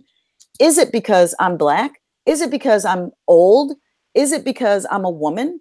And you don't have to obsess over it, but there is that element, and we don't know why, because because of the political correctness, they can't tell you, I'm not hiring you because of this. So there you feel a little bit of confusion, because sometimes you can feel that it is because you don't fit in the culture or you don't fit that thing, but you feel a little bit like you're getting gaslighted, because you're like, oh, it's my qualifications. And I'm rounding this up by saying, this is also part of the issue. This is part of the reason why African Americans are so highly overqualified for almost any job, because they have that fear that and are told, you have to be so much more than anybody else because you are getting judged at another level. So that is why they keep getting degrees, because when they're told that they aren't good enough for something, they take it personally, and use that agency to go and upgrade their qualifications, when sometimes it's not about the qualifications. It's just about something you don't have control over. And that makes things extremely challenging. And that's where I think people underestimate also the just everyday wonderfulness of having privilege, is the conversations you don't have to have with yourself, not to mention the reality of opportunities that come to you because of that privilege. Okay, that was. I'm thinking about the pressure. From what I'm hearing you say, Laurie, you talked about, the white man who doesn't get the job, and you'll say, they are stupid, that they're stupid to not take me on. And the question immediately came to me is, so what would it take for women of color or an older woman and to think the same, to think the same, that, wow, they've really lost out on me. Well, I feel like that, but I do actually get to the first thought is, and then the second is that something with them, but the second one is why? And it can be. Yeah. Like what would it take for us to get to the place of humanity, as I like to say, or the black part of the human race to think, or the older part of the human race to think, wow, you've really missed out. Because I think if we ever got to that place, then the problem would be going down anyway, because we'd be able to articulate our value. We'd be able to tell them why we think we're good. And the pressure to prove that I'm not stupid, or what you think, what I think you think I am, that I'm not a lesser human being, I'm not a weaker sex, I'm not obsolete, I'm not a waste of time. Like, the pressure to prove that is killing people. Like, it's hard work. And so I think that when I think about where we're going, it needs, I'm asking I don't know how to get there. But my question is, I think there is an answer. I think it's media. It's exposure. And I think we're getting closer to that. I'm sorry I did cut you off, but I'm like, I think as we see more films and more TV shows and more that have representation, that show real world issues, that show that are not just the happy white family that does everything great. And oh my gosh, they went to the supermarket, they went to work, they got on the bus, and there were no people of color in the whole city. I mean, where are these people living? But that's how it used to be clipped. And now I think, because now you'll see, so the person next to the bus they talk to might be a Muslim. They might talk, and I think by seeing that, I'm going to give you a little side that I think is interesting in my mind. Tell me if you think it's interesting.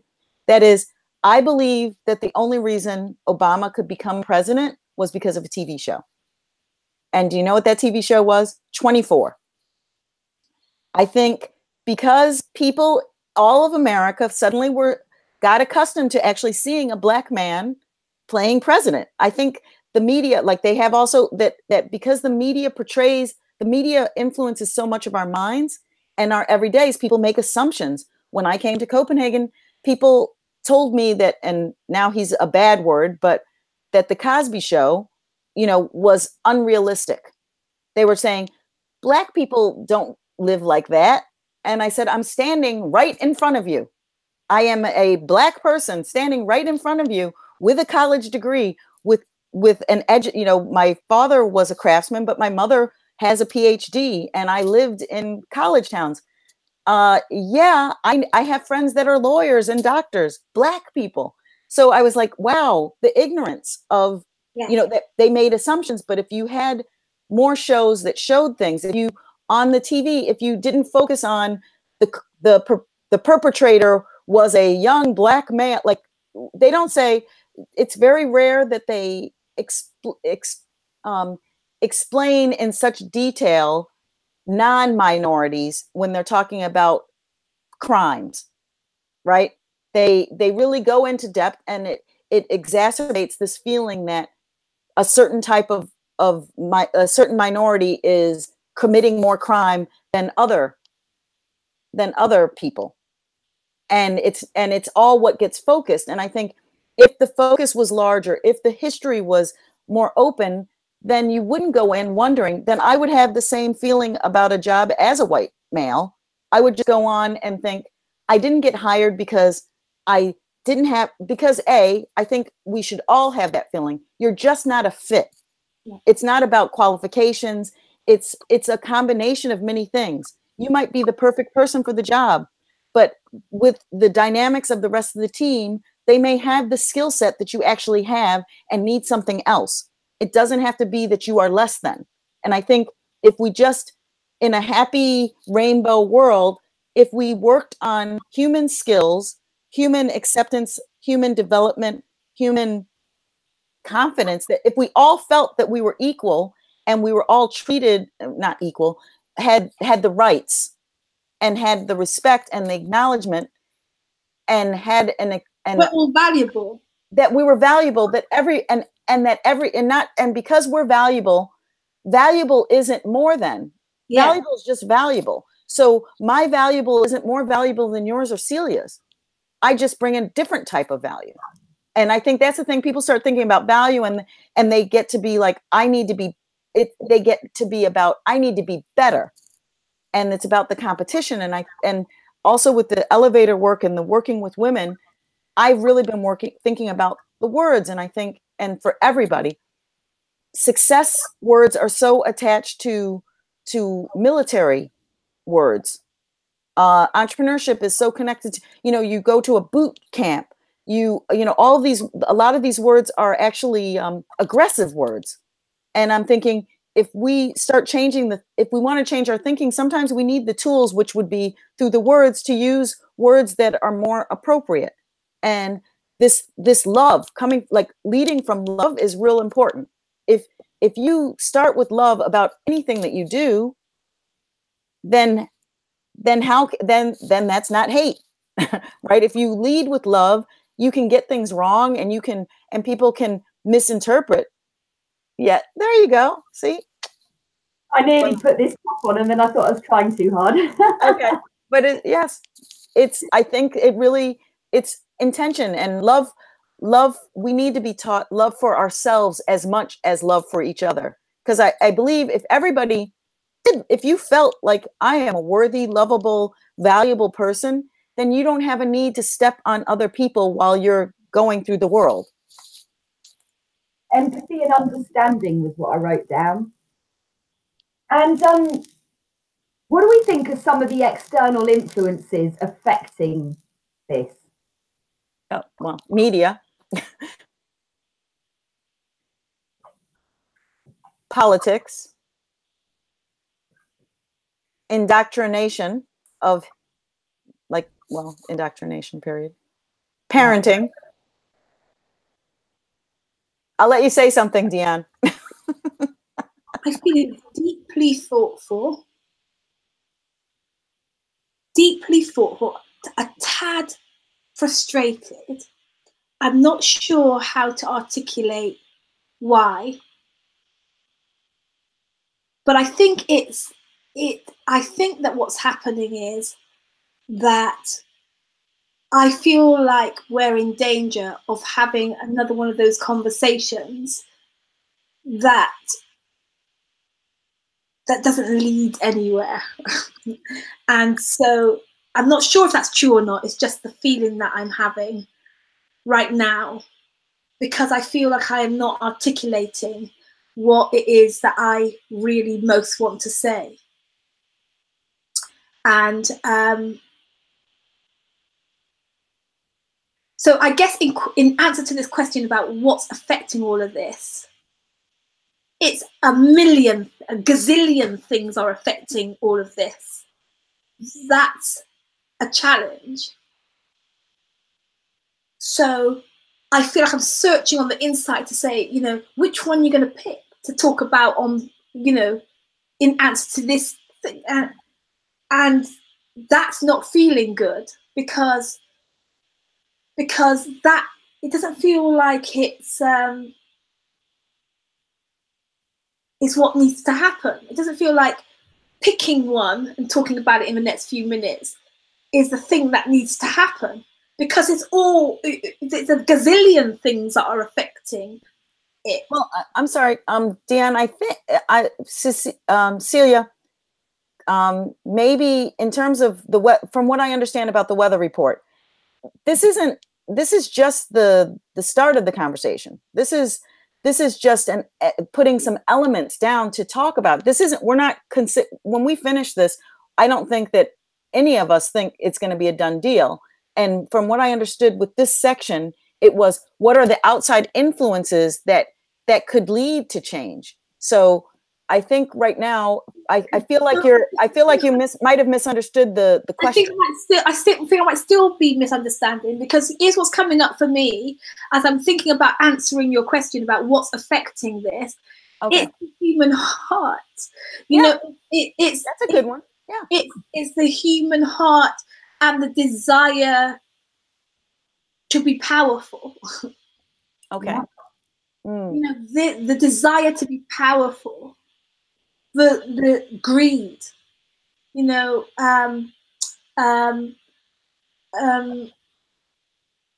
domination, the hunger for domination. For me, the thing that if I had to pick out of the gazillion things that affects all of this, it comes down to self superiority and narcissism, ego. Yeah, narcissism, ego. Yeah, these are the things that I think are driving. Oh, and economics, I would like to add. And economics, yeah, money. Yeah. I just wrote exploitation. I think that whole, that money making drive moving apart. Yeah. Yeah.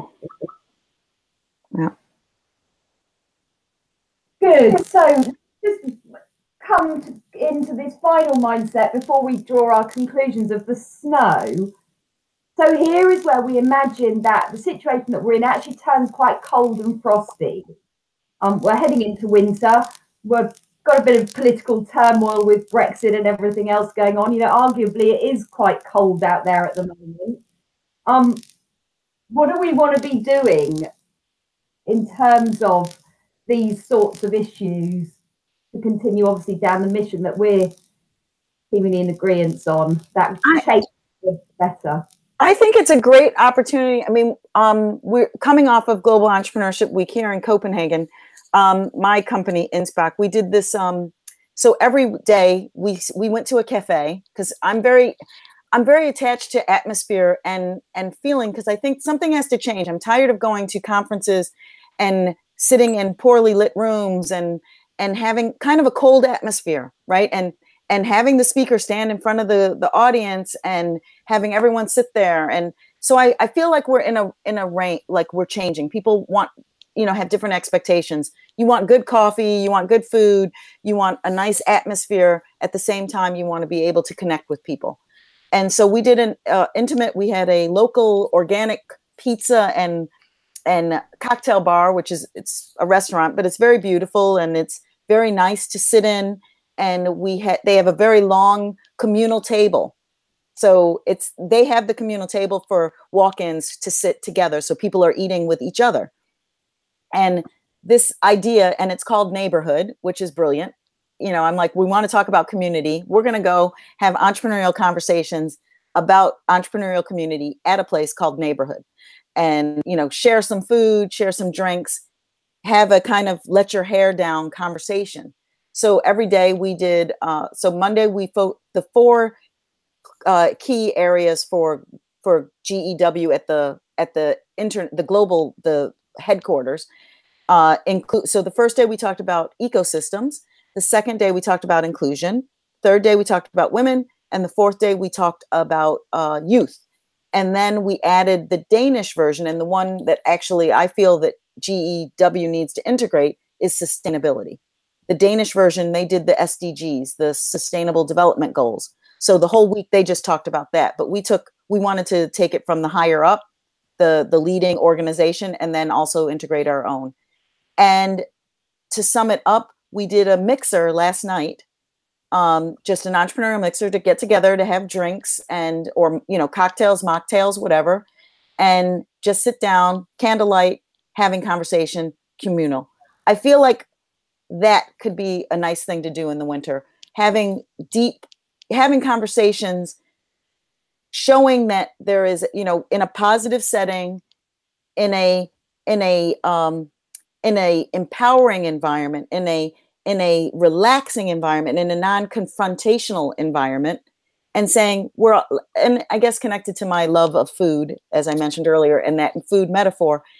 If we started, if you guys were doing communal tables at different restaurants, inviting people from different ethnicities or backgrounds and saying, we're going to be having these conversations about the isms. you know, the isms talks. I don't know what we're doing.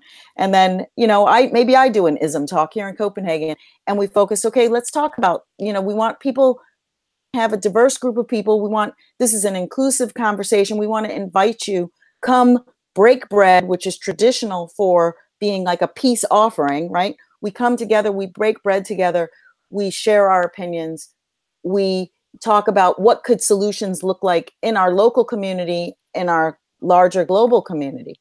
I think that could be a both nice, fun, and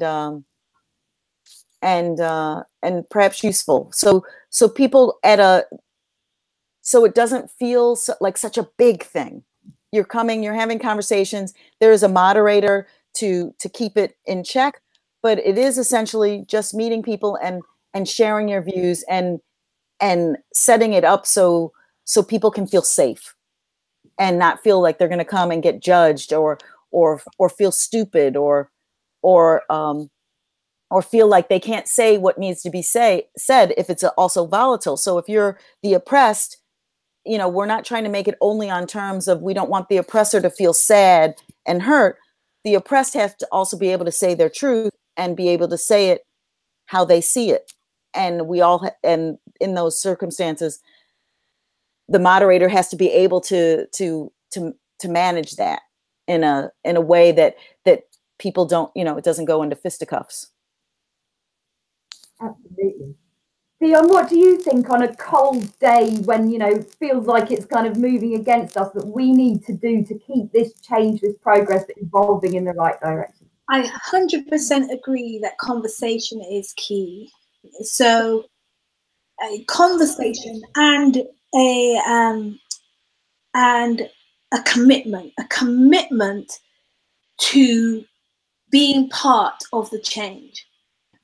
So that, you know, whatever I'm doing or whatever we are doing, that it comes from the place of commitment and real conversation, seeking first to understand and then to be understood. You know, this kind of understanding that conversation really does shift the needle in one heart at a time is a really important thing for me. So, and consideration, because that's something anybody can practice one-on-one, like, so it doesn't have to be a big thing. But if we want to shift it on a cold day, if you're considerate, especially I think in our language, in the words we use, if we're thoughtful about the words we use, because we use a lot of racist, sexist, and ageist words, and they are just used. But if you start to say, oh, wow, I could use a different word. I could express myself more clearly and not be offensive when I actually do it. Not in a politically correct way, because political correct has a good and a bad side to it. But sorry, Deon. Yeah. So the conversations need to be really honest. Like people, like I really love how we've organically just created that space here today, where we've just said, hey, I don't have all the answers. I'm not coming here to lecture. I'm coming here to be part of the conversation to move things forward. And that attitude is I think a really critical part of this Winter's Day, you know, mission that we come not knowing how or what, but willing to work it out between us. Like that attitude, I think, is really powerful. So with my work, it really is around conversation. My work is really about, we talked about earlier about building agency. So you know, and strengthening our potential to be the change makers. That's what my work is about. And because that's what my work is about, it has to be about self-building, you know, a building capacity to have hard, courageous conversations, hear difficult truths, examine myself, and be willing to go through the processes of change. So conversation in all of its forms, you know, one-to-one, one-to-many, you know, woman-to-woman, mixed audiences, diverse audience, all the conversations I think are really powerful in terms of the way forward. With Also a, the with one in the your head. message. The conversations in your head too. Right, and exactly that, and just a place where conversations in your head get to be, you get to see them. Yeah. Where you can see them. So I journal. Yes. You know, and I listen to myself because I've learned how powerful that is. But not everyone knows that. I think that, you know, if we were thinking about a world culture, we could create a world culture, you know, where certain things that were just healthy for mental health, healthy for human relationships, healthy for the sustaining of the planet, healthy, you know, just that laws, not laws, but behaviors, ways that were healthy for any kind of development, or any kind of ease, or any kind of grace, or any kind of well-being.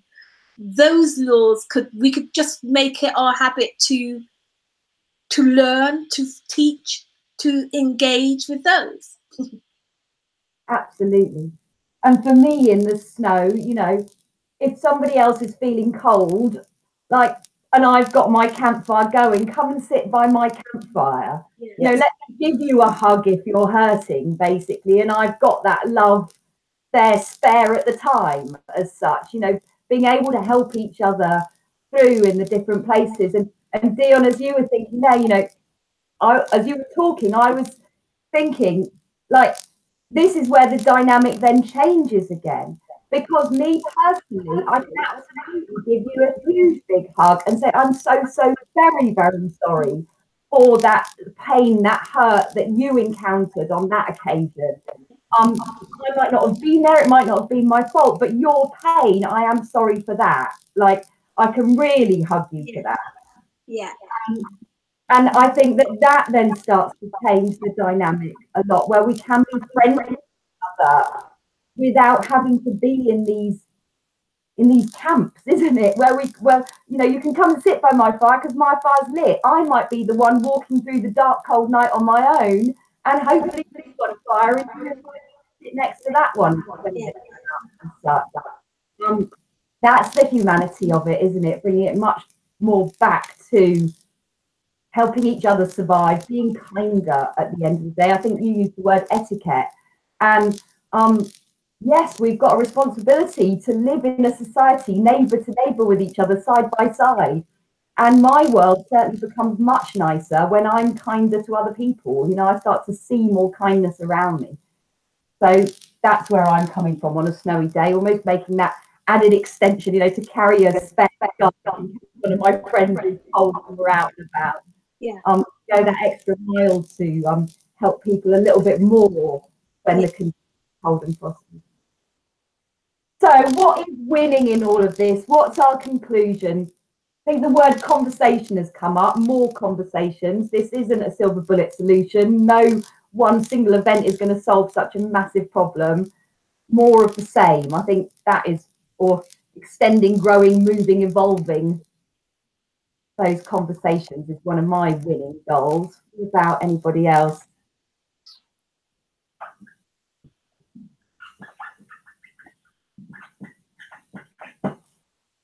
Laurie?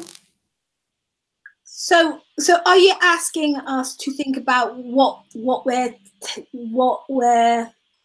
concluding from this? Yeah, how can we come out of this? Like, if we've kind of done this big thinking now, what is, I mean, taking it as, sorry, I'll ask the question before I start answering it. What is our goal? You know, if we're kind of making an action plan now, how are we defining success? What is the ultimate goal for this? And now I've already made the assumption that getting to a point where none of these are vulnerabilities, basically, where that is the ultimate goal, where it's not seen as a vulnerability, basically. It's not seen as a hindrance, it's not seen as a negative or anything that's any of them. There is all just, there is value in it. How do we extract the value becomes the next question, but it's no longer a vulnerability. So that's the absolute goal. And then how do we do that with more conversation was my immediate goal for right now. Yeah. I think illuminating the problems, much like you said, Deon, about writing, but putting it out there, making people realize, understanding their unconscious biases, and also having people connect to discuss so in terms of going around, the conclusion of what we came up with is that we talked about what was the actual problems, what were the interpretations, what were the feelings about this, if we illuminate what those issues are so that people can then take that next step. Because I think people are kind of jumping in the conversation and they haven't really been clear about what the problems are. Yeah. Or they think the problem lies somewhere else than where maybe in fact where it does lie. In terms of, is it that people are offended? Is it that people want you to like give them a space? And it depends on context. So one of the things that Deon said was she wanted the acknowledgement. We wanted to stop being gaslighted and those kind of things. So what is the actual issue? If this was a discussion in an organization, if I was doing this with people in an organization, I would look at what is the culture of our organization and saying, what is the pain point? What is the issue for the people who are the oppressed? How do they feel about the racism? How do they feel about the sexism? How do they feel about the ageism, if that, specifically, and giving giving them agency to express how they want you to help them heal, how they want you to move forward. And I think by doing, like, looking at that aspect, putting it out there, people would be able to, okay, so this was the experience of my colleague here and my colleague here, and this is how we're talking about it. And on the other end, also saying, this is how the oppressor, I don't think we should put it in those terms because most people are not going to want to step into that particular role. But this is how a person of privilege, also they won't like that, but we're going to have to find some other words. But how I also see it, so that you can see it from both sides, and that gives the opportunity for people not to. I think that helps build the safe space, because if in a conversation about racism, if your voice doesn't count at all, Celia, then I think that makes it a poor conversation. If people just need to vent, then yes, then you need to sit down and listen and hear about people who, and here's the thing is, I'm sure that you've experienced racism. We just don't talk about it. I'm sure you've been in situations, you've been in countries where, because you are actually white, that people have maybe, I'm saying sure. I have friends who are white who have experienced racism. Racism isn't just money. Sorry? Charged me more money as a tourist. Yeah. Okay. Well, there is the funny thing is, I've also heard people say, if I say something, if as a Black person, then it could be considered something with racism. But if a white person says the exact same thing happened to them, it's not racism. Somebody said something about, I can't remember at one point, and I just thought, okay, my mind hurts. But they were like, oh, it's reverse racism. I'm like, racism is racism. I mean, so if it's something against white people, that's not reverse racism. That's just racism. It's just depending on where you're at as to what racism is. Right? Does that make sense? Yeah, it's and that's why I think the language makes sense, is because for too long racism has been attached to one particular minority, really, even though it's many minorities. But that's what we hear about. Usually it is a Black-white issue. We even to have the conversation also, because you just don't have time to name every potential oppressee. But people tend to say, oh, well, this is not a Black-white issue, and not in a binary standpoint, but in a literal, like in a Black person, white person issue. And there's all of the other, palette of colors that don't get included in that conversation. And I wouldn't say it because I wouldn't want to be called out for saying something that was racist against one of the other. I don't know. Like, I'm not going to call people colors. I don't know what to call them. So we say people of color, because that makes it just easier and that encompasses everybody. But don't you find it a little, this is a little bit of a side, but isn't it kind of odd that we say black, white, and people of color? Because if that's the case, then well, okay, actually in artist terms, that would be appropriate. But I was going to say, instead of just saying whites or people of color, we still put a little. Black is. Go ahead. Sorry, Deon, I'm going to interrupt everybody. But I was actually speaking at an event where F.W. de Klerk, the Premier of South Africa prior to Nelson Mandela, spoke from the stage, and he defined his population as black, white, and coloured. And I was standing next to a BBC journalist at the time, and she took a massive deep breath. You can't say that. But that was how demographically, and it was only 2 or 3 years ago, South Africa's ex-president was defining the population. Yeah. It's semantics again, isn't it? I'm not commenting. I'm just making that observation. You know, that's what I heard said at the time. I'm just sharing the story. I just think it's interesting, but that's a different conversation. That's okay. Let's move on into your conclusions, into the Deon, you're biting at the bit, maybe. And you've gone very dark, Laurie, in the background. You know why? It's because I'm sitting here and I'm an hour ahead of you. So I was in the light and now I'm not in the light, and I'm sitting behind something, so I'd have to get up and go to turn on the light. So that's why I was like thinking, okay, but I will do that because I think finished, and then we've probably spoken for a long time anyway. Deon, what's your conclusion on all of this?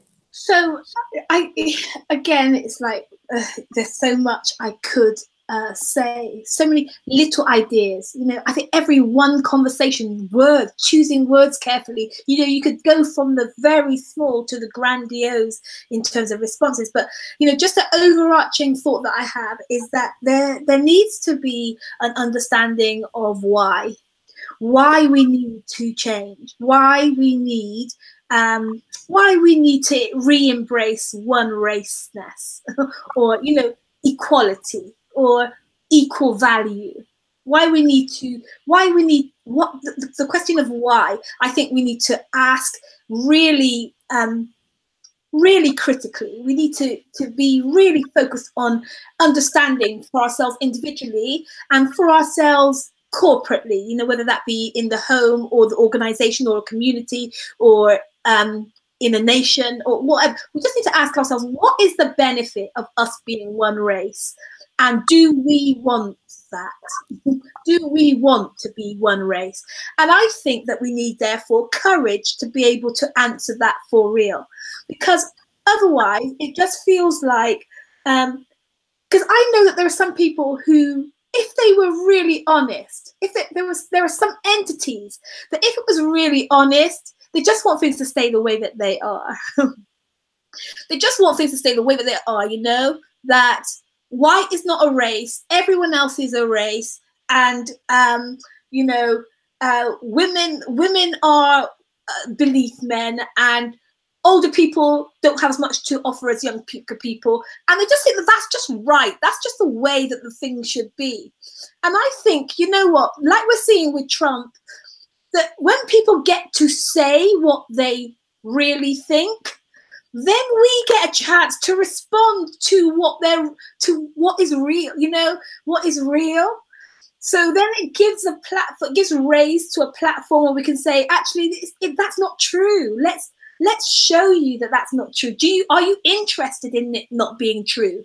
What would be the repercussions if that were not true? And what is the truth instead? You know, I think that if I'm honest, I think that's, if we could get really good at that, then I think that we'd go a long way.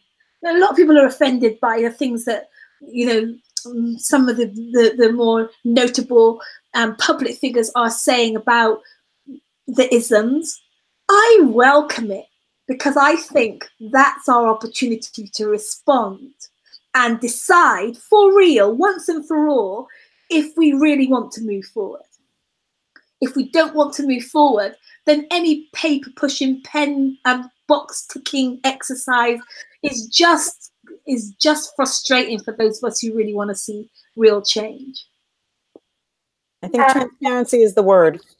If we decide we do want to move forward, and I think I've decided that, me personally, I want to move forward. That part of this conversation was in trying to move forward. Yeah. And we all just start moving forward. Yeah. All that happens is they get left behind. Yeah. Yes. Yes. That's really powerful. I think actually when you say why, I think you also need to put down why not. To be honest with you, I think also for people who are considering it, people who think that you mentioned it, moving, being left behind. But I think if we look at the society, like what is the cost? What have we lost? What has been the cost? What will be the cost? Because we can't, even if everyone decides, Deon, to not move forward. Let's say that people, the consensus was, let's just keep it status quo. There's no such thing as status quo. It's always changing. So to illuminate for those people, what will be the cost, as I mentioned earlier with the statistics in the United States, if there is a quote unquote majority, the white majority who's thinking, you know what, we're just going to keep things as they are, they're going to be in for a revolution in a few years. They will be the minority in a few years. They will not have the same kind of control that they have. So part of it is, I mean, while I would love for people to just, open their hearts and it would all be love, sunshine, and flowers, maybe sometimes you need to say, are you willing to pay that price? Are you really willing to have your children and your grandchildren go through this, in the case of the United States, in this scenario, essentially a new civil war, when you could prevent it in the same way we talk about things that we can do right now to prevent climate change issues. We have to take responsibility, but I don't think everybody's aware of the real cost. That's when I suggesting that we ask why and you adding why not, that's exactly what I have in mind, is that, we need to ask, why do we need to do this? Why do we need to disrupt and challenge? And that's a really important thing. But if we decide that if we decide that we want to create a new world, then I'm of the belief that we'll do it, because I know of the human race that when we set our mind to something for real, we just do it. Like we're getting ready.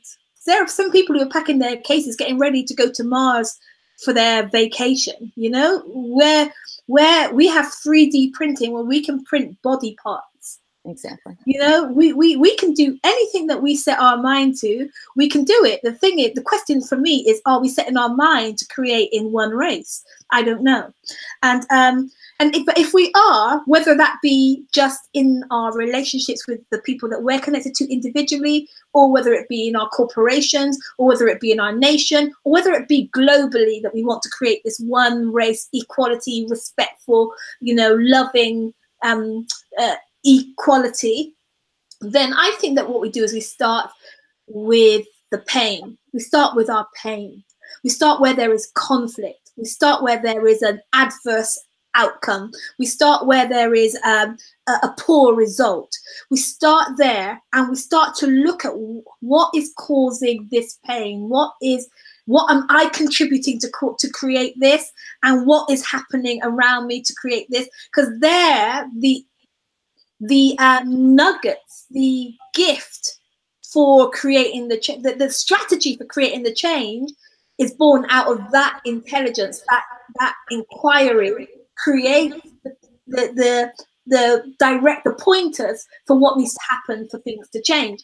And so it's all about, I say to my clients, start with the pain. If you want to do this really big thing that you don't know which way to go, start where there's pain and start to look at yourself in it. Look and see how you're being in it. Look and see what you're saying in it. Look and see what you're bringing to it to create this thing that you don't want, because that you're sure to find out what you have to do instead if you want something different. Definitely. And I say the same thing to my clients in a different guise. Start with the problem. Problems are fuel for innovation. Unravel the problem, and it's the most stimulating spark for an innovative idea. Yeah. So I think you're right. We've got to get real about the pain. We've got to get real about the problem, and you know, we've got to heal our own before we can start healing too many other people's as well. Yeah. Brilliant. I think this has been an absolutely fantastic discussion. I know it's gone on. I'm actually quite glad that we were joined by a larger panel, because it allowed us all to go a little bit deeper about what we were thinking. Yeah. Thank you everybody for watching. There'll be more conversations like this coming, with a view to building this broader perspective that hopefully allows us to use these problems, use this pain to compel that change that certainly I would like to see happening, and will be happening in one way or the other. It's whether we choose to be part of it or get left behind. Yeah.